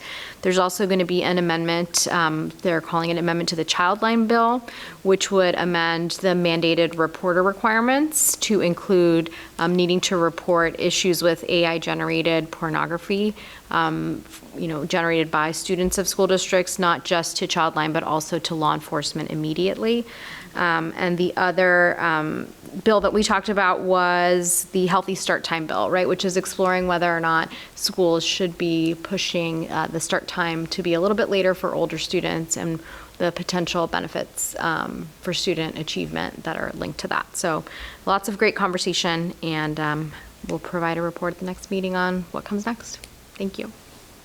Thank you very much. And I was actually on a conference on the healthy start times, And so I think there's more to come just because House Bill, I believe it's 2152, have some incentives for school districts that can work with their community to try to see if they can shift the start times. So more to come on that, but thank you for your updates. Sure. All right. And now we will go to the student rep. Good evening. To start off this evening, I'll talk about Methacton's 19th Annual Film Fest, which occurred on May 8th this year. This event shows 6 student-directed, written, and acted short films. This year almost had a full clean sweep with the short film Businessman winning 5 out of 6 awards, and the final award being the Best Actress going to Hackers. This May, Methacton Theater Company held its senior showcase on the 14th. It is a collection of solo and group numbers showcasing the last 4 years' productions with a humorous and lighthearted goodbye to the 24 seniors that are departing this year. As Ms. Zelli has talked about Trivioki, which is the 3-club collaboration event, which combined karaoke and trivia. I want to say it had a great turnout with a $5 ticket entry being the main supporter of the fundraiser. It really was a lighthearted event, and it was fun for many people. Teams Dine and Donate happened last Tuesday at Uno's, which is to help prepare for the incoming year to help support this club. And I would like to take a moment to thank the board for giving me this chance to be a student representative and to make a positive impact. And I do believe this experience will help me in college and in more professional settings, as I feel like this is truly one of my first professional settings I've been in. And I also want to take, of course, the administrators, my parents, and the teachers that have helped me and did nominate me for this position. Maren. Thank you, Marissa. So I'm going to start off with the art show. Methacton held its annual art show from May 1st to the 3rd. The library was filled with different kinds of art, including sculptures, paintings, ceramics, photographs, and much more. This event is a chance for students to share their creativity and hard work with the community. During the school day, the teachers brought their classes to the library to see the students' talents. AP testing took place in the girls' gym from May 4th to May 15th. Many students worked hard and studied for their tests in order to earn AP credits for their college. Keystone exams for algebra, biology, and English took place from May 11th to May 14th, with makeups finishing up last Friday. Methacton Yearbook Club put together an amazing senior breakfast on May 21st. They received food donations, made a senior slideshow, and they handed out the yearbooks. After this, the senior class had the opportunity to go to Hershey Park. This day was filled with excitement as the year is coming to an end. The club, FCCLA, made Teacher Appreciation Week special. The club created a fuel station stocked with various sodas and syrups. Teachers were able to go to the table during free periods or lunch to create their own soda. And I also wanted to take a moment to say thank you for giving me the opportunity to serve as a student representative on the school board over the last 2 years. It's truly an honor to represent the voices of the students at our high school. I'm grateful to the board members, administrators, teachers, and students who listened, supported me, and helped make this experience so meaningful. I've learned so much about leadership, communication, and the importance of working together to make a positive change. Thank you again for this opportunity and for making the past 2 years such a rewarding experience. I just want to say thank you to both of you. During my time here on the board, I'm always very impressed with the information that you guys bring to the board, just keeping us close to everything that's going on in the high school each month. But not only that, it's just showing up here each month because, I mean, I'm looking at the time now and I appreciate it, and I know many of you are supported by your parents because, sometimes you need someone to bring you here, pick you up, and take you back. And so I also thank your parents, but I really do appreciate all the work you guys do to prepare for the board meetings, and I'm glad it was a positive experience for you both, and I wish you both the well, and I'll see you both at graduation. And I said, although we signed the diplomas today, it's not over. You'll still need 2 more signatures, so don't leave town yet, but we'll see you both. But really appreciate all the hard work you both have done to support us on the board. And hopefully we've made a good impression on you both. Thank you. Yes, and with that, you're welcome to leave us for the last time, but we'll see you again in a few weeks. Thank you.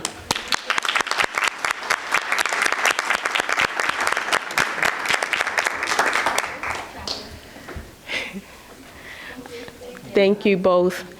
And now we'll take our foundation report. Miss Amy Smith.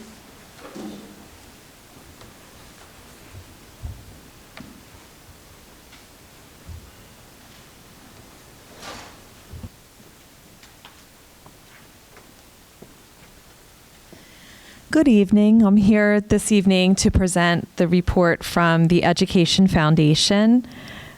Sorry, my tablet closed for a second there. Okay, so I'm going to start with Share the Love, which was a very successful program that we ran around teacher appreciation and staff appreciation.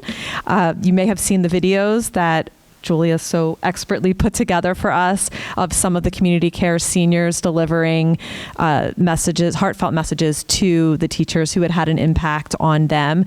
We even had Miss Chanda deliver to Mr. Ryan, who was one of the teachers who influenced her when she was a student here as well. So that was very well received, and thank you for your support with that program.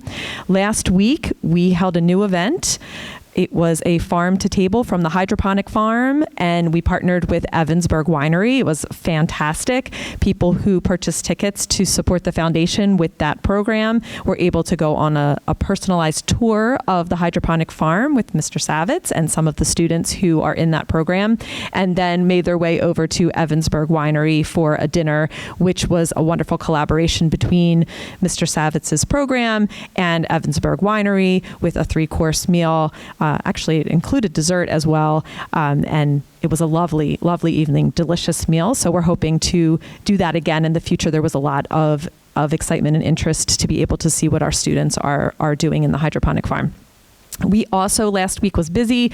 We also had the final pitch event for students who were part of the incubator program here at Methacton. A panel of local business experts, I'll say, were generous with their time and listened to the student pitches, and the students whose idea was considered the most viable received a prize. So that was another way that we are trying to bring some innovation to the school district.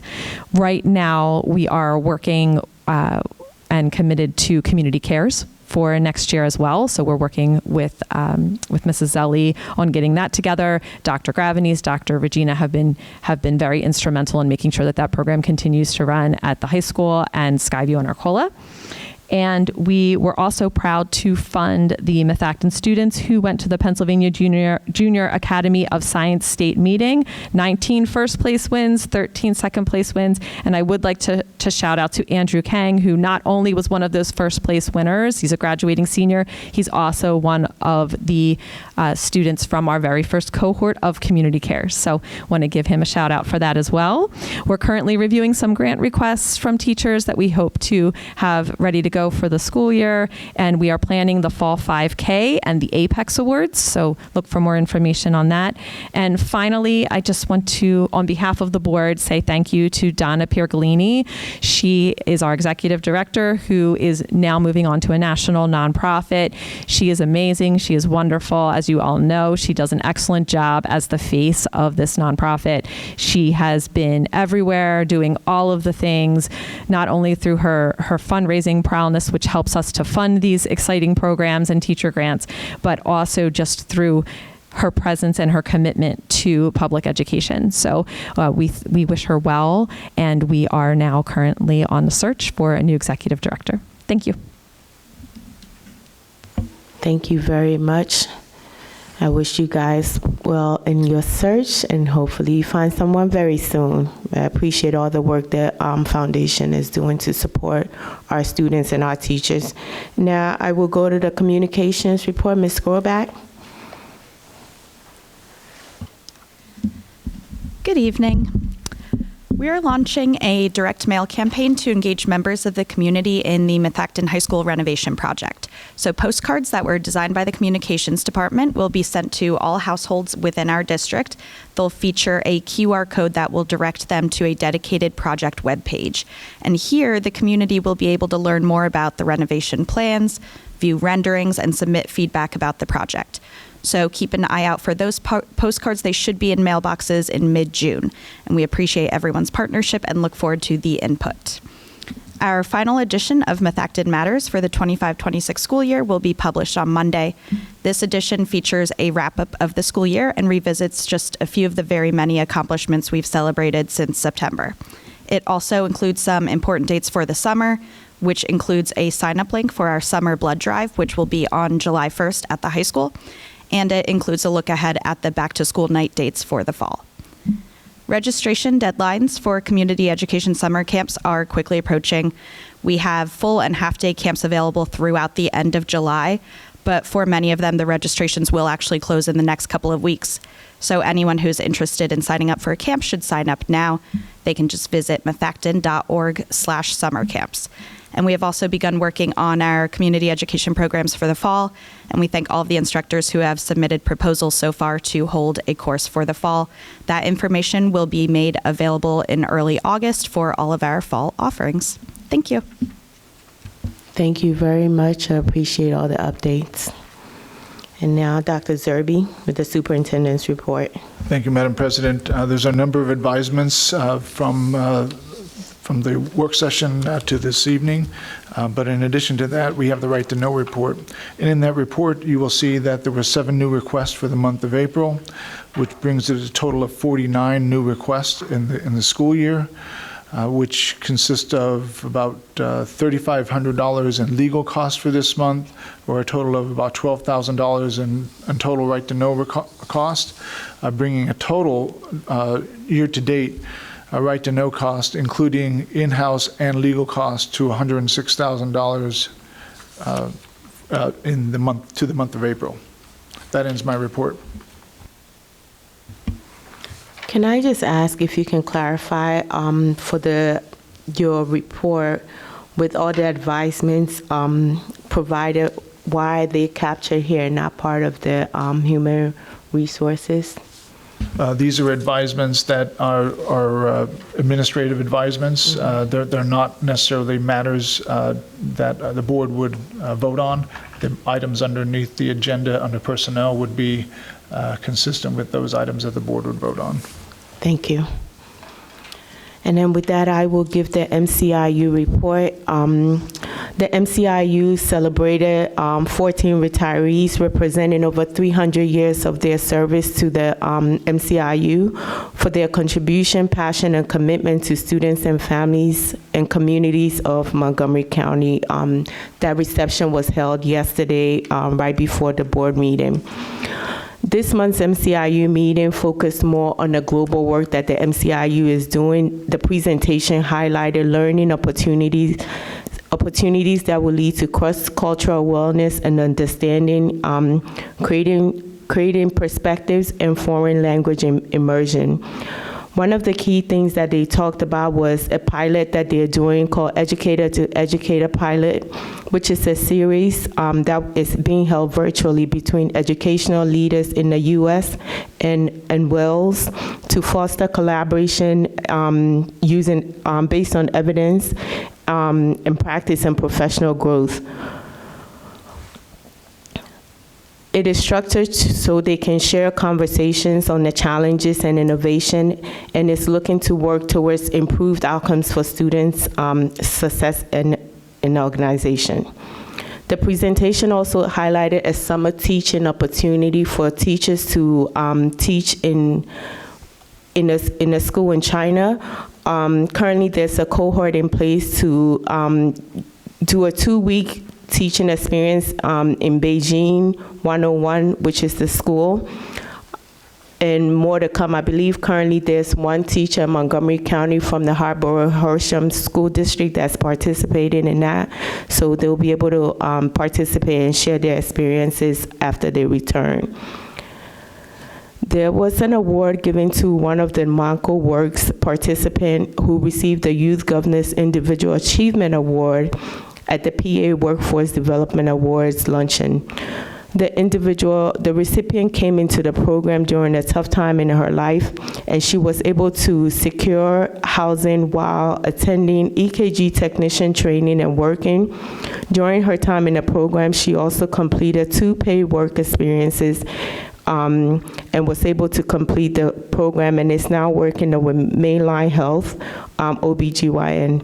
And it's good to see how she was able to turn her life around and how the program was able to help her grow. The MCIU also celebrated the conclusion of the 2025-2026 induction program with Year 1 and Year 2 inductees, mentors, and supervisors. As part of the evening, Year 2 inductees shared their year-long action research-based projects connected to professional growth, instructional practice, and service to students.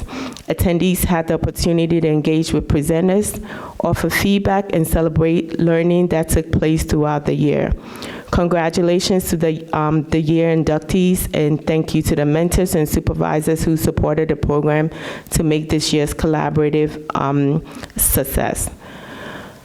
School districts also attended open house learning for the Pathways to Environment to learn about programs offered for students to meet and staff.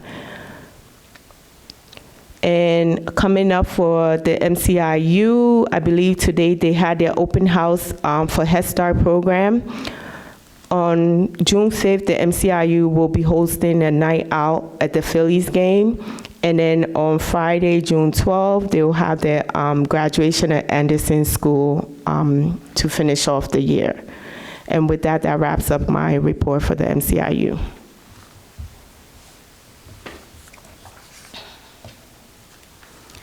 And then with that, we will now go to public comment. So the board will now take comments on board action items. This is an opportunity for residents to comment on matters that are to be decided upon as outlined on the agenda. The board asks that you keep your comments to 3 minutes or less.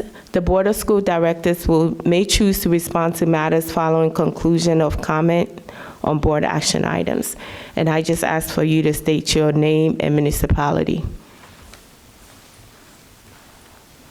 Seeing none, we will move.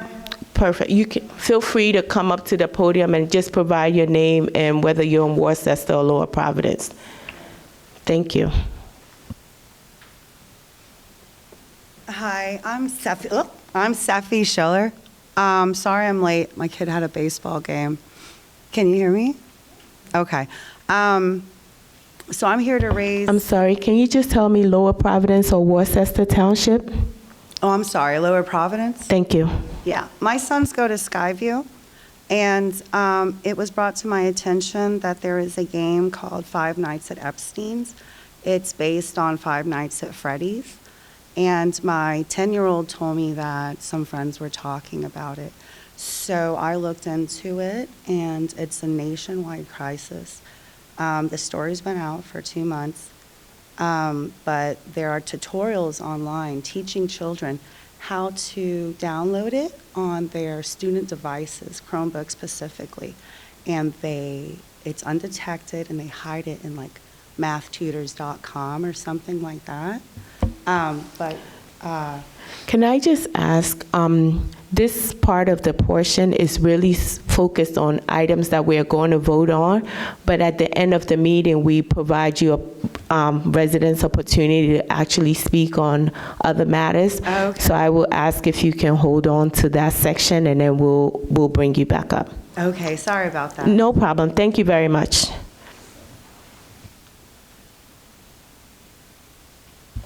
And then I will check if there's any other comments on action items. All right. With that, I will move on with the agenda. And with that, may I have a motion to approve the April 21st, 2026 work session and April 28th regular meeting as attached? Ms. Graff, second. All right. Ms. Clary? And then can I just see if there are any comments from the board? All right, then with that, can I ask all in favor? All right. And that motion carries 9-0. Fiscal items. May I have a motion to approve the fiscal items as presented? All right. Mr. Mursky? And I saw Ms. Chanda. And then can I just see if there's any comments or questions from the board? All right. Then with that, may I have all in favor? All right. Any opposed? Motion carries 9-0.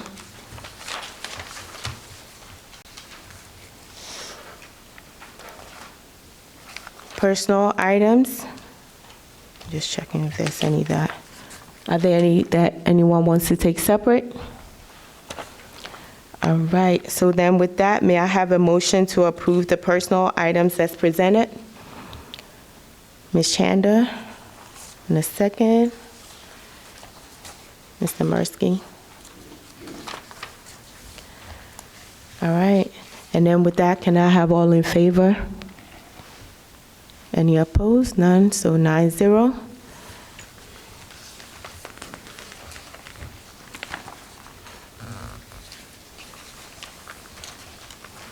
All right. Now we'll go to curriculum. And then may I have a motion to approve items listed under curriculum? All right. Second. Ms. Alston? Any questions or clarifications? Yes, Ms. Steele. Not a clarification. I just wanted to thank Dr. Eworth again, as well as the Arcola staff who are working with the changes to the curriculum. It's a lot. It's going to be a lot of work for them, a lot of getting used to, and I appreciate that. I'm excited for the work that they're doing and the work that Dr. Eworth is doing for the benefit of our students at Arcola. So I just wanted to thank them. Thank you. I'm sure he appreciated it. I know those teachers have attended a committee and provided their comments, and hopefully we have a good plan in place to support them as we move forward with this change. Ms. Alston? I just have a question about 11E1, the educational placement contract. Just that it's over the summer. I just had that question about it, please. Yeah, this is an approved placement for an already approved student services agreement. So is it like the extended school year version of the placement? It is, yes. Okay, thank you.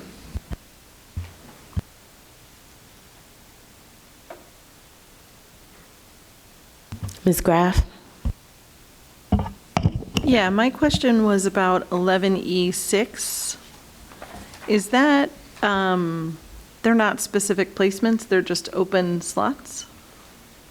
That is correct. So all the educational placement contracts that are listed in 11E1 through 5 are specific to students that have already been determined to be placed.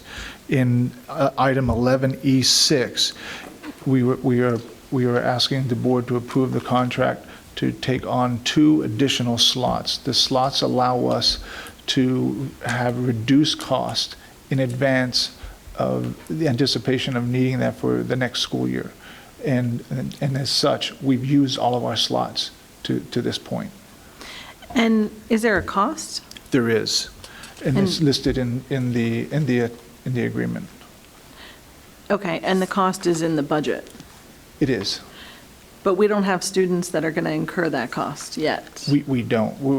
We anticipate having to, we have students that have immediate needs, and when those immediate needs occur, we need a place to place them. Okay. And if you don't do this, you won't have a place to place them. There is significant. Limited space. Yeah.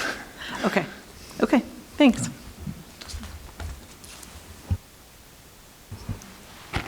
Yes, Ms. Steele. I'm so sorry. I just wanted to mention and fill in some background just for the benefit of anyone watching, and just call attention for 11C, the Flexible Instruction Day, reapplying for Flexible Instruction Day. This was part of our process, but it also approves flexible instruction days for K and 1 who will not have one-to-one devices, and the plan that we have for it to count for flexible instruction days. So for the benefit of the students and really good learning experiences, I wanted to make sure that people who cared about those things knew that that was part of that process. Thank you. All right. Let's see no additional comments. May I have all in favor of all in favor? Mm-hmm. All right. 9-0.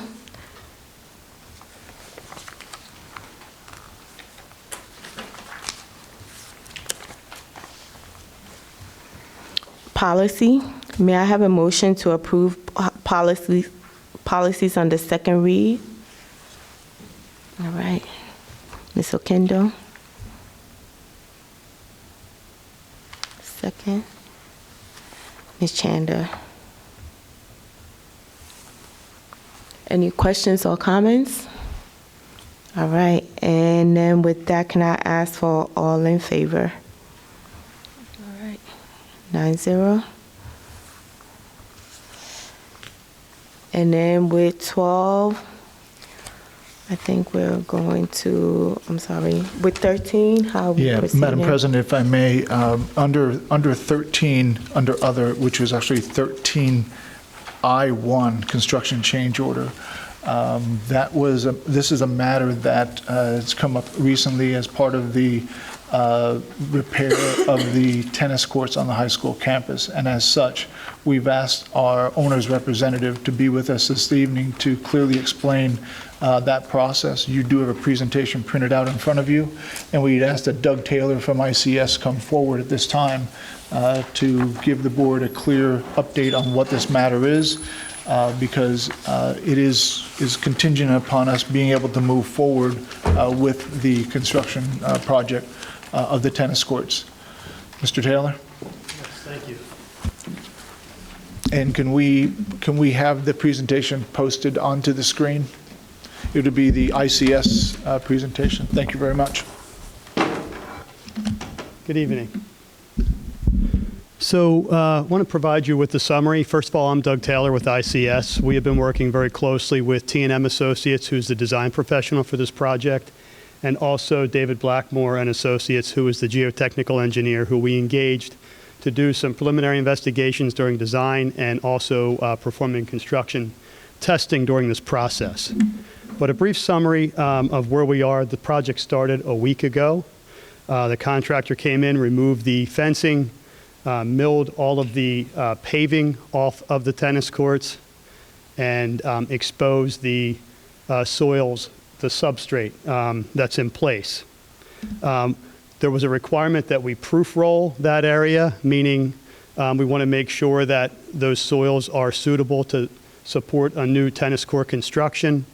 The loaded dump trucks full of the asphalt material drove across, and you could see some significant movement of the soils as those tires crossed over the area, which told us that we had some challenges to address. Now, in the base bid, we included unit pricing for unsuitable soils and 100 cubic yards of soil exchange so that we protected you in terms of making sure we had a competitive number for soils exchange with an actual quantity that contractors had to put in their bid to give you an honest number.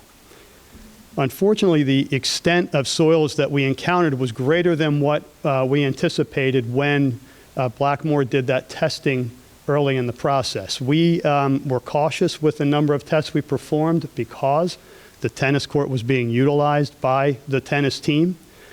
But despite that, we took 3 5-foot cores through that court, south, middle, and north, and then 12 additional probes of the asphalt to determine what the profile of that existing paving was, so that we were heading into this with eyes open and, you know, have some knowledge of what was happening underneath the tennis court. Unfortunately, when we took those tests, it revealed that there were some organic soils in the northern end, but not so much in the first 2 tests that were taken.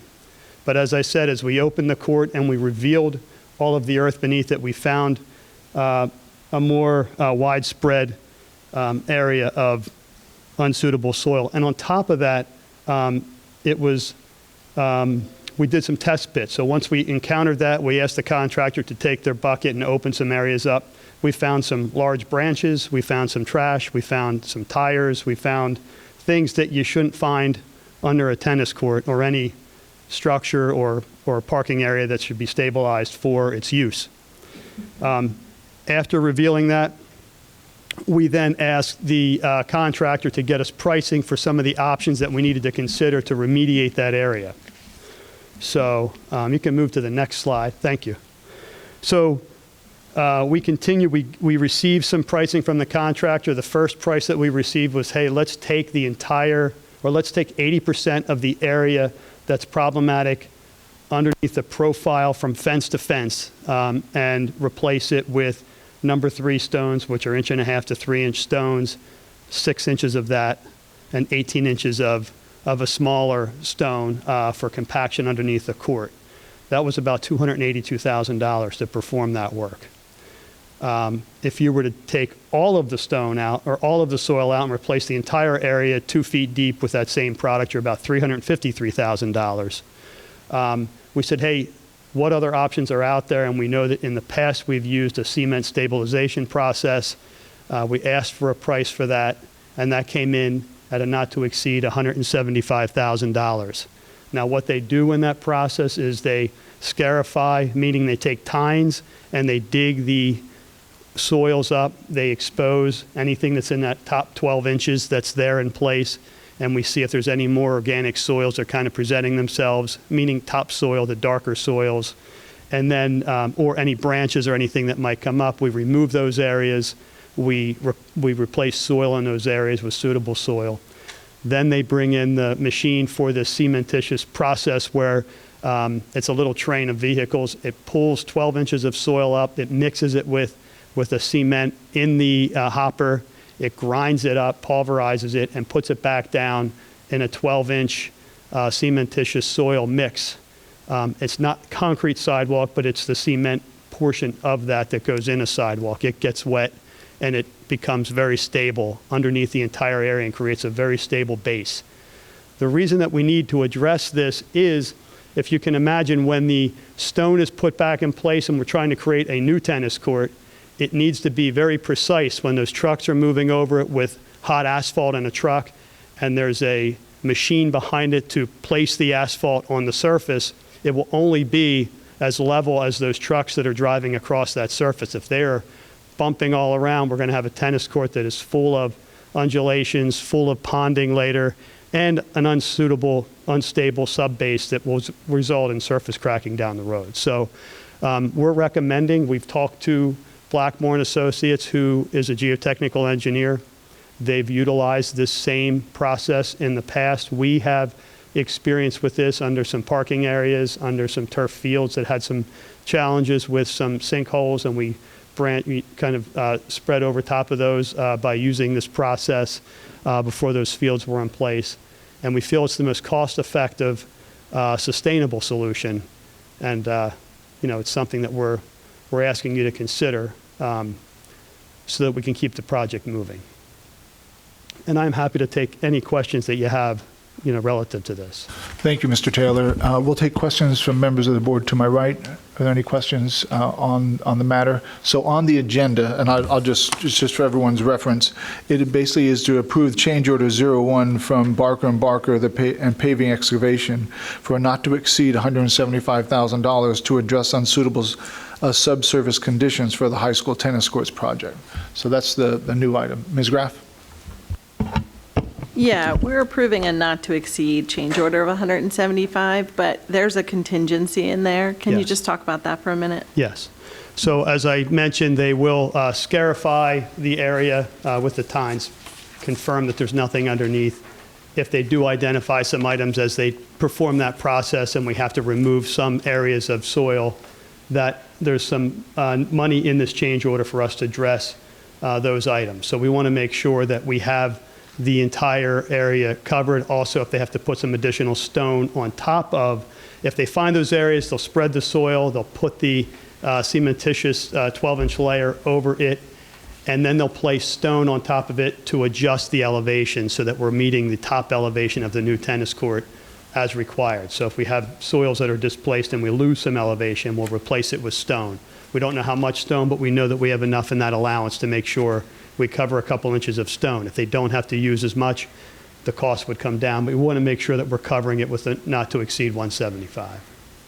Thank you for bringing that up. And the other question I had was schedule. I know one of our key concerns here was starting the project early enough so that we could allow it to be completed in time for the tennis season that starts in August. Can you just talk Yeah, about if you that? could go to the next slide, that's a good segue. So the next slide is basically there you go. So this is just giving you an overview of the costs that are included in the project. It's a not to exceed change order of 175.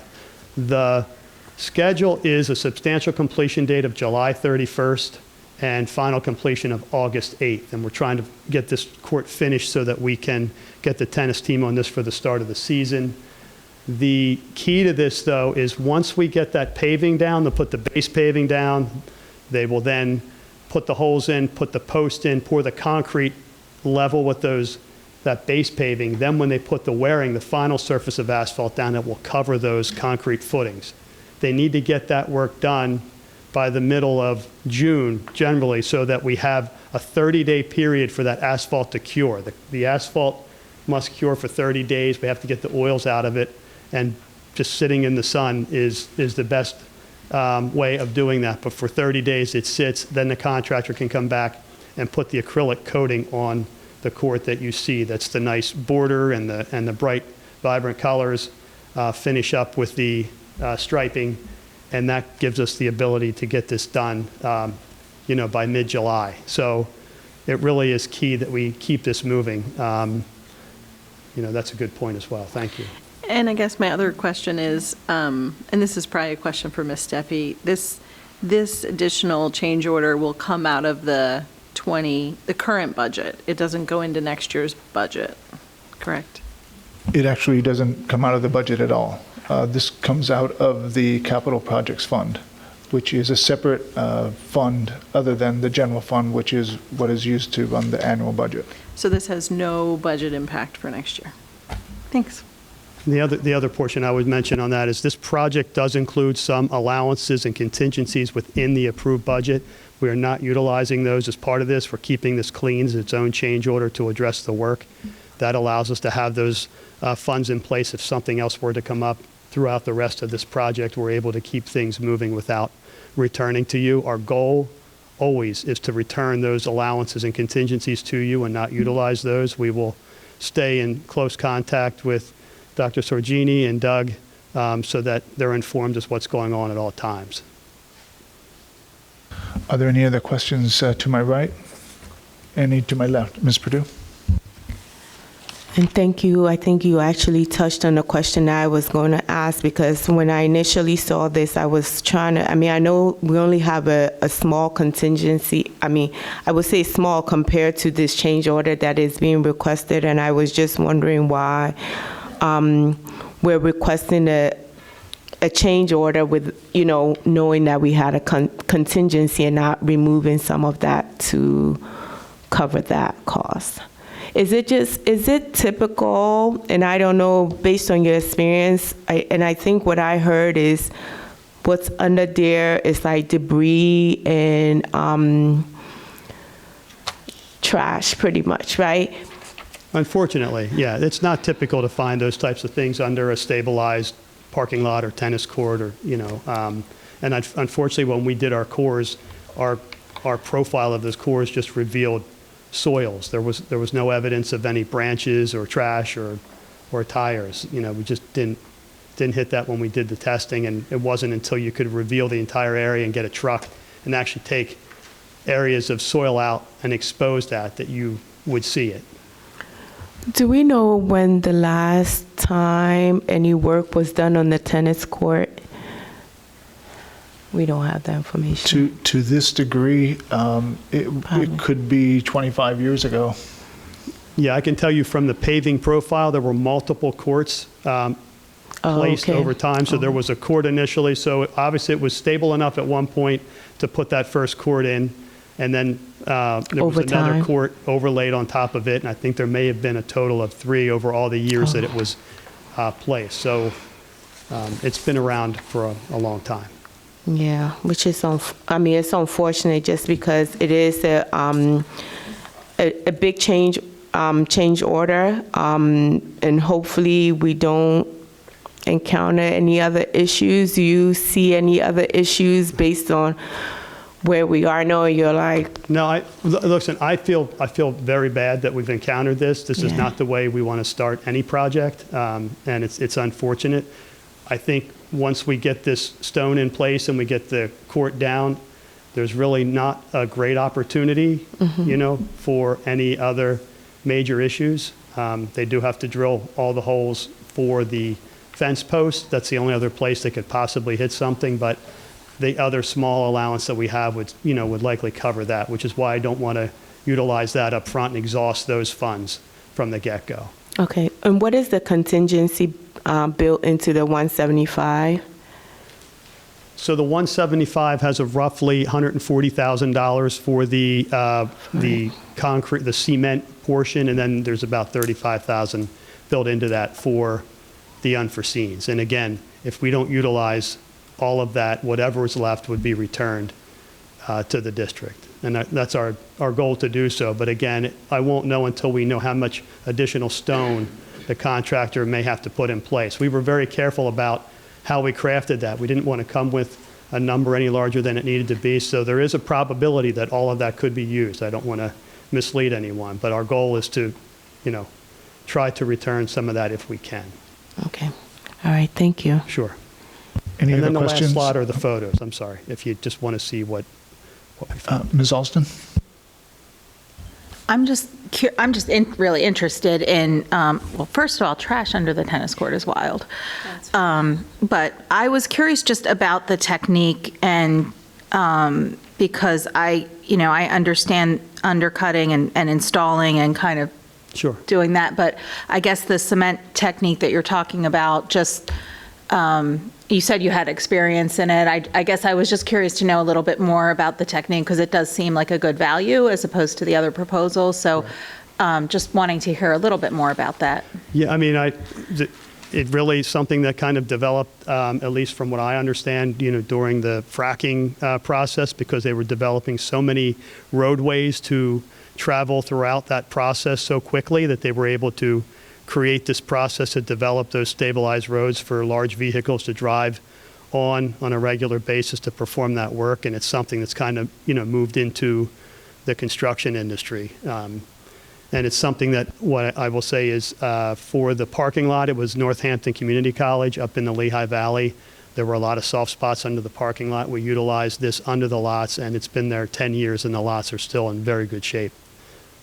Okay, so it's not super new. No, not at all. And it seems to be tried and true as a repair technique. Thank you.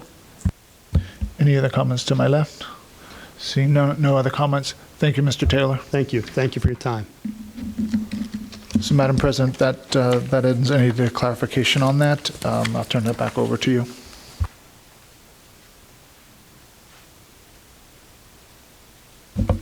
All right. right, so that brings us to all items on the order, other, and I will just see if I can get a motion.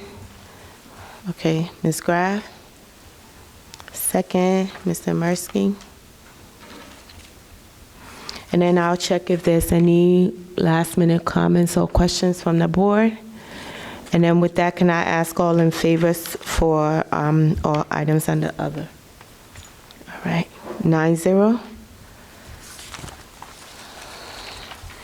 And then with that, we have dates for board members' calendar. And of note is the Finance Committee will be meeting at 6:30 on June 10th. And then we will have the June 16th meeting, which is a special meeting and final budget adoption, and also the work session meeting here at 7:30 on June 16th.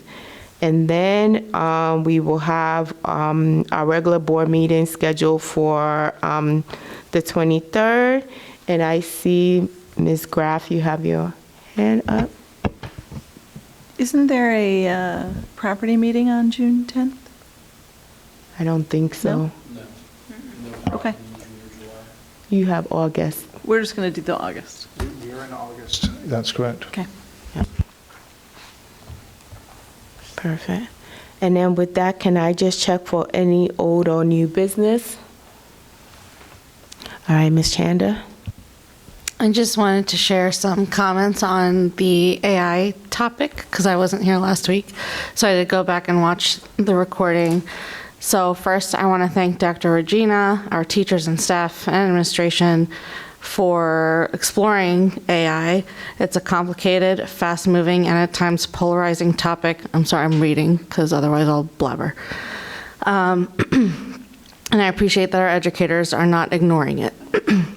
I do believe AI can be a valuable tool, especially for adults.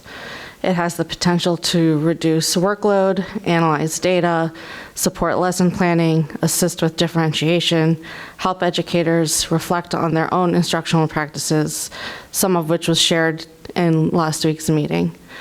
If AI can help teachers spend more time focused on instruction, relationships, and student support, then it is worth exploring. I also believe we can't ban AI and pretend it doesn't exist. Our students are growing up in a world where AI is already present and many are already using it. So the question is not whether it exists or not in education, but how do we approach it in a way that's purposeful, strategic, intentional, and safe. That said, I do have concerns about rolling AI out broadly for student use before we have the proper training, policies, and safeguards in place. There is a difference between adults using AI as a professional tool and students using AI as a part of the learning process. Adults have education, work experience, and judgment to help evaluate what AI produces, and even then, we miss red flags and we miss mistakes. Personally speaking, I used an AI tool to put together a report, and it had hallucinated all the references that it supposedly used to put the report together. That's just an example in my professional setting, working in cybersecurity. Students are still developing these critical thinking skills. Their job is not just to get a final product out quickly. Their job is to learn the process, the why, the how, and the so what. I hear a lot about AI being compared to calculators, that it's the same thing. It's not. 2 + 2 is coming out 4, whether you're doing it by hand or you're doing it in a calculator. AI is going to come up with a whole bunch of different answers to a whole bunch of different questions. And at the end of the day, understanding why 2 + 2 is 4 is just as important as knowing that it is 4. The so what piece is especially important for younger students. I don't believe AI belongs in elementary schools as a student-facing tool. At that age, students need to build the foundational skills of thinking, reading, writing, organizing, questioning, and problem solving. For elementary students, I do see AI as a resource for teachers, but not a tool for students to use directly. for middle and high school, I believe there's more room for students to learn about AI and eventually learn how to use it responsibly. But that should happen with clear expectations, teacher guidance, and guardrails, because we're looking to use AI to support learning and not replace it. One of my concerns is that AI can become a shortcut. I see it every day where I work. That's like the biggest draw for some of these tools. And efficiency matters when we're adults and we're trying to meet a deadline and everything. But students aren't here to be efficient, they're here to learn the process. So when you make suggestions about using AI to create your note cards or your outline or brainstorm, that's replacing the learning process. You need to write your note cards out for your brain to retain and learn what you're processing. You need to write an outline to really think about all of the research that you've just ingested and how you want to present that to your audience. What are you trying to say? Who are you presenting to? What is the flow that you want to follow? These are all processes that are there to help us, students, exercise their brain in the critical thinking space. So while I believe that AI has its place in education, and I'm looking forward to seeing how the teachers and admin are going to explore it and the things that they're doing with it, I do want to place a caution on it, because we can't just go barreling down this road without understanding what the pitfalls can be. AI does not replace teachers. It does not replace professional judgment. It doesn't replace the learning process. I believe it has a place, but we need to approach it carefully and intentionally. If Methacton uses AI, we need to make sure we do so in a way that protects our students, supports our staff, respects our families, and keeps learning at the center. And I do believe that it's the board's responsibility to establish those policies and guardrails to help direct how Methacton is going to approach AI moving forward. Thank you. Ms. Steele? Thank you. I'll be really brief. I just wanted to share that not only do I agree with much Miss Shonda just said, but so does cognitive science, the science of learning, and the science of reading. The most foundational concept is the brain literally rewires and forms new neural pathways when it learns to read and write, and those strengthen with reading and writing by hand and on physical text. That has to be a foundation and an understanding to inform how and where AI fits in an academic setting, because those neural pathways are the foundation for critical thinking for our students. I just want to share that. Thank you. Thank you. Any other comments? Yes. I'm sorry, Ms. Alston. Different topic. Just a small suggestion, because I have the privilege of sitting next to our student reps usually. I think it might be nice for them to get the board presentations, just because they are here when we go over most of the board presentations, and it can give them something to look at and follow and learn from. So that's just a small point of feedback or a suggestion. I appreciate it, and we can talk about that and look to providing those for them when we start back up, when we get the new board. We'll do that. Yeah. I'm not even sure why we haven't done that, so. Yeah. Good observation. Perfect. If I can just share, and I just want to share, and I believe hopefully the slides that were provided on the presentation from Dr. Regina and also the teachers are available on the website for the community to review. I know they provided the AI committee's position. When it comes to the committee's position for AI for students, it states AI should help students think, learn, create, and communicate more effectively. AI should not replace student thinking or bypass foundational skills. Our goal is to develop students who can think critically, create authentically, and learn independently and use AI responsibly, right? And I think it was indicated students are using AI.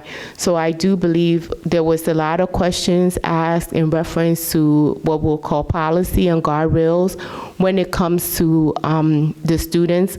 But in reference to teachers, it was also stated that AI will enhance educators' capability, boosting productivity and personalizing learning experiences while ensuring that teaching and learning remain human-centered and focused on student needs. So, but I do think there's more work to be done based on the questions that were asked from the board. And I know Dr. Regina had his plan as far as what he will come back with next steps. So I think we can look to that to have more discussions about it. But I do know there were questions asked last week, and there's more follow-up to have. So just wanted to share that. And then with that, I can go to courtesy of the floor. And this is opportunity for residents to make comments on matters that are or may be before the board. The board asks that you keep your comments to 3 minutes or less. The Board of School Directors may choose to respond to matters following conclusion of comments. You can also submit questions via email to information@methacton.org, and then just state your name and municipality. Thank you.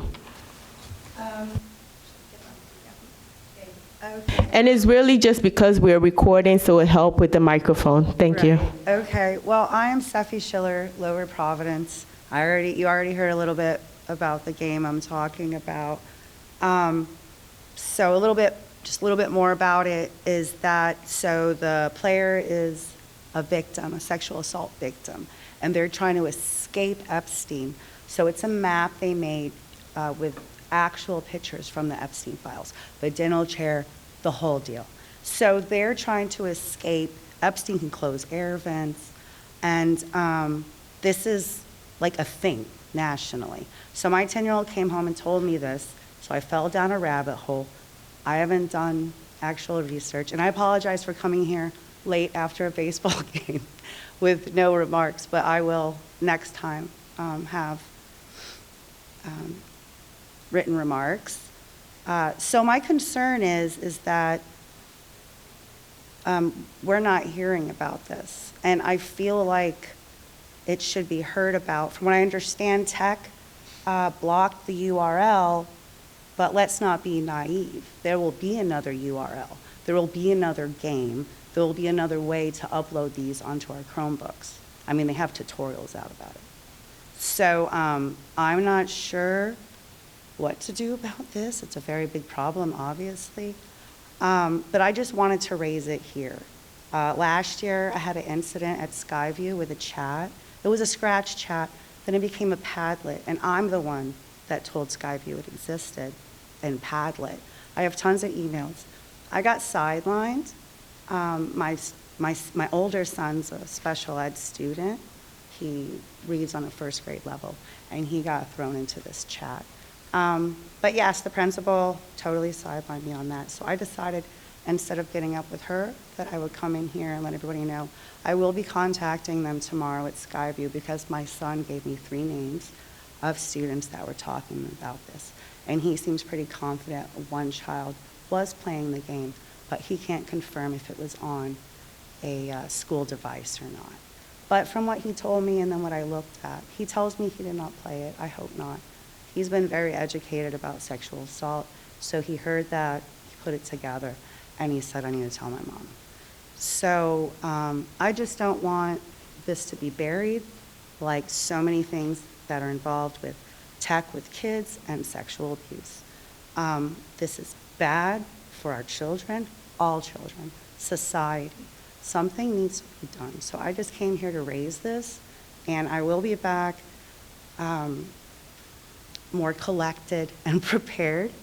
But just so you know, I am not an enemy. I am a public school employee. I'm a teacher aide for Pre-K Counts.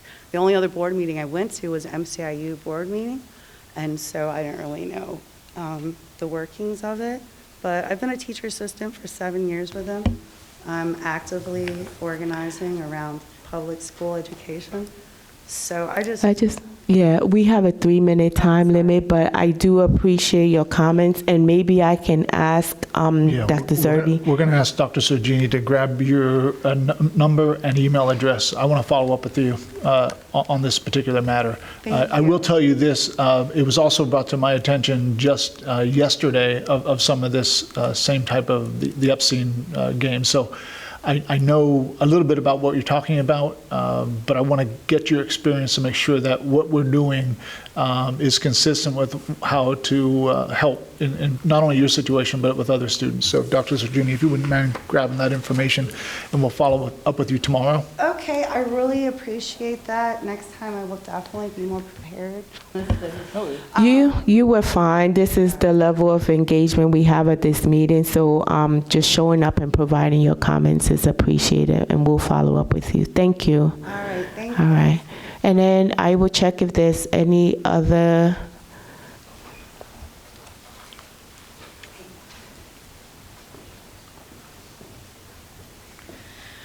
Hi, Amy Smith, Worcester. Just in relation to the comments that the previous speaker made, I do have a child who mentioned this game to me, that it's played on school devices during school, and he is in Arcola.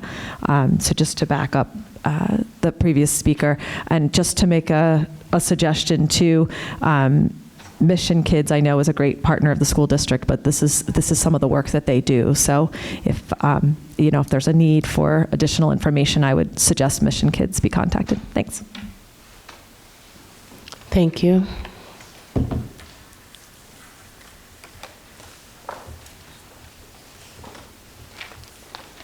Good evening. I am Erin Wiggle, Worcester Township.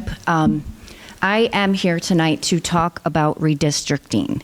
We have over 375 new houses in Worcester Township. I know a lot of people were banking on those children going to private schools, but that is not the case. Worcester is at capacity. We are busing our neighborhood children to other schools. My incoming kindergartners class is full. First grade is full. Third grade is full, and fourth grade is full. So that means only the second grade has room for one new child to come into the school district. And I don't think it's fair that we've allowed all these houses, and I know it's nothing to do with you, it's the Worcester beef, but we really need to look at the lines, the redistricting the lines for the elementary schools, because where do we stop? How many kids do we send to Arrowhead? How many kids do we send to Woodland? Like, the classes are full, and we really need to look at the bigger picture of this isn't new. Most of these houses were built during COVID and the COVID time. So that's 375 new families, potentially, let's say maybe just half of them, that are now enrolled in the Methacton School District. So that's a lot of kids that we're bringing into our schools, and we need to look at the bigger picture of the district lines for the elementary schools, because what happens when we fill up Arrowhead with all of our Worcester overflow kids? Thank you. Thank you very much. And then I'll just see if there's any other residents. And if I can just touch on, I appreciate the comments the public brings to our attention, and I thank you all for staying late at our meetings and sharing your comments with us and bringing items to our attention that we may not necessarily be aware of sometimes. So with that said, in reference to the game, I think we're going to look into it. In reference to Worcester, we have talked about it. The administration is aware and working with parents. It's something that we typically see around this time of year in reference to enrollment and trying to work with them. But sometimes it goes through the summer, right? But I know the administration has some plans in place, and so hopefully we'll be bringing something forward if there needs to be something that we consider doing at a bigger level. So with that, I will say I will check if there's any comments from any other board members. And then seeing none at this point, I will ask for a motion to adjourn the meeting. Ms. Cleary? And a second, Ms. Chanda, I think, unless you're saying hi to me. And then with that, I will adjourn this meeting at 9:33, and it's still shorter than my MCIU meeting last night.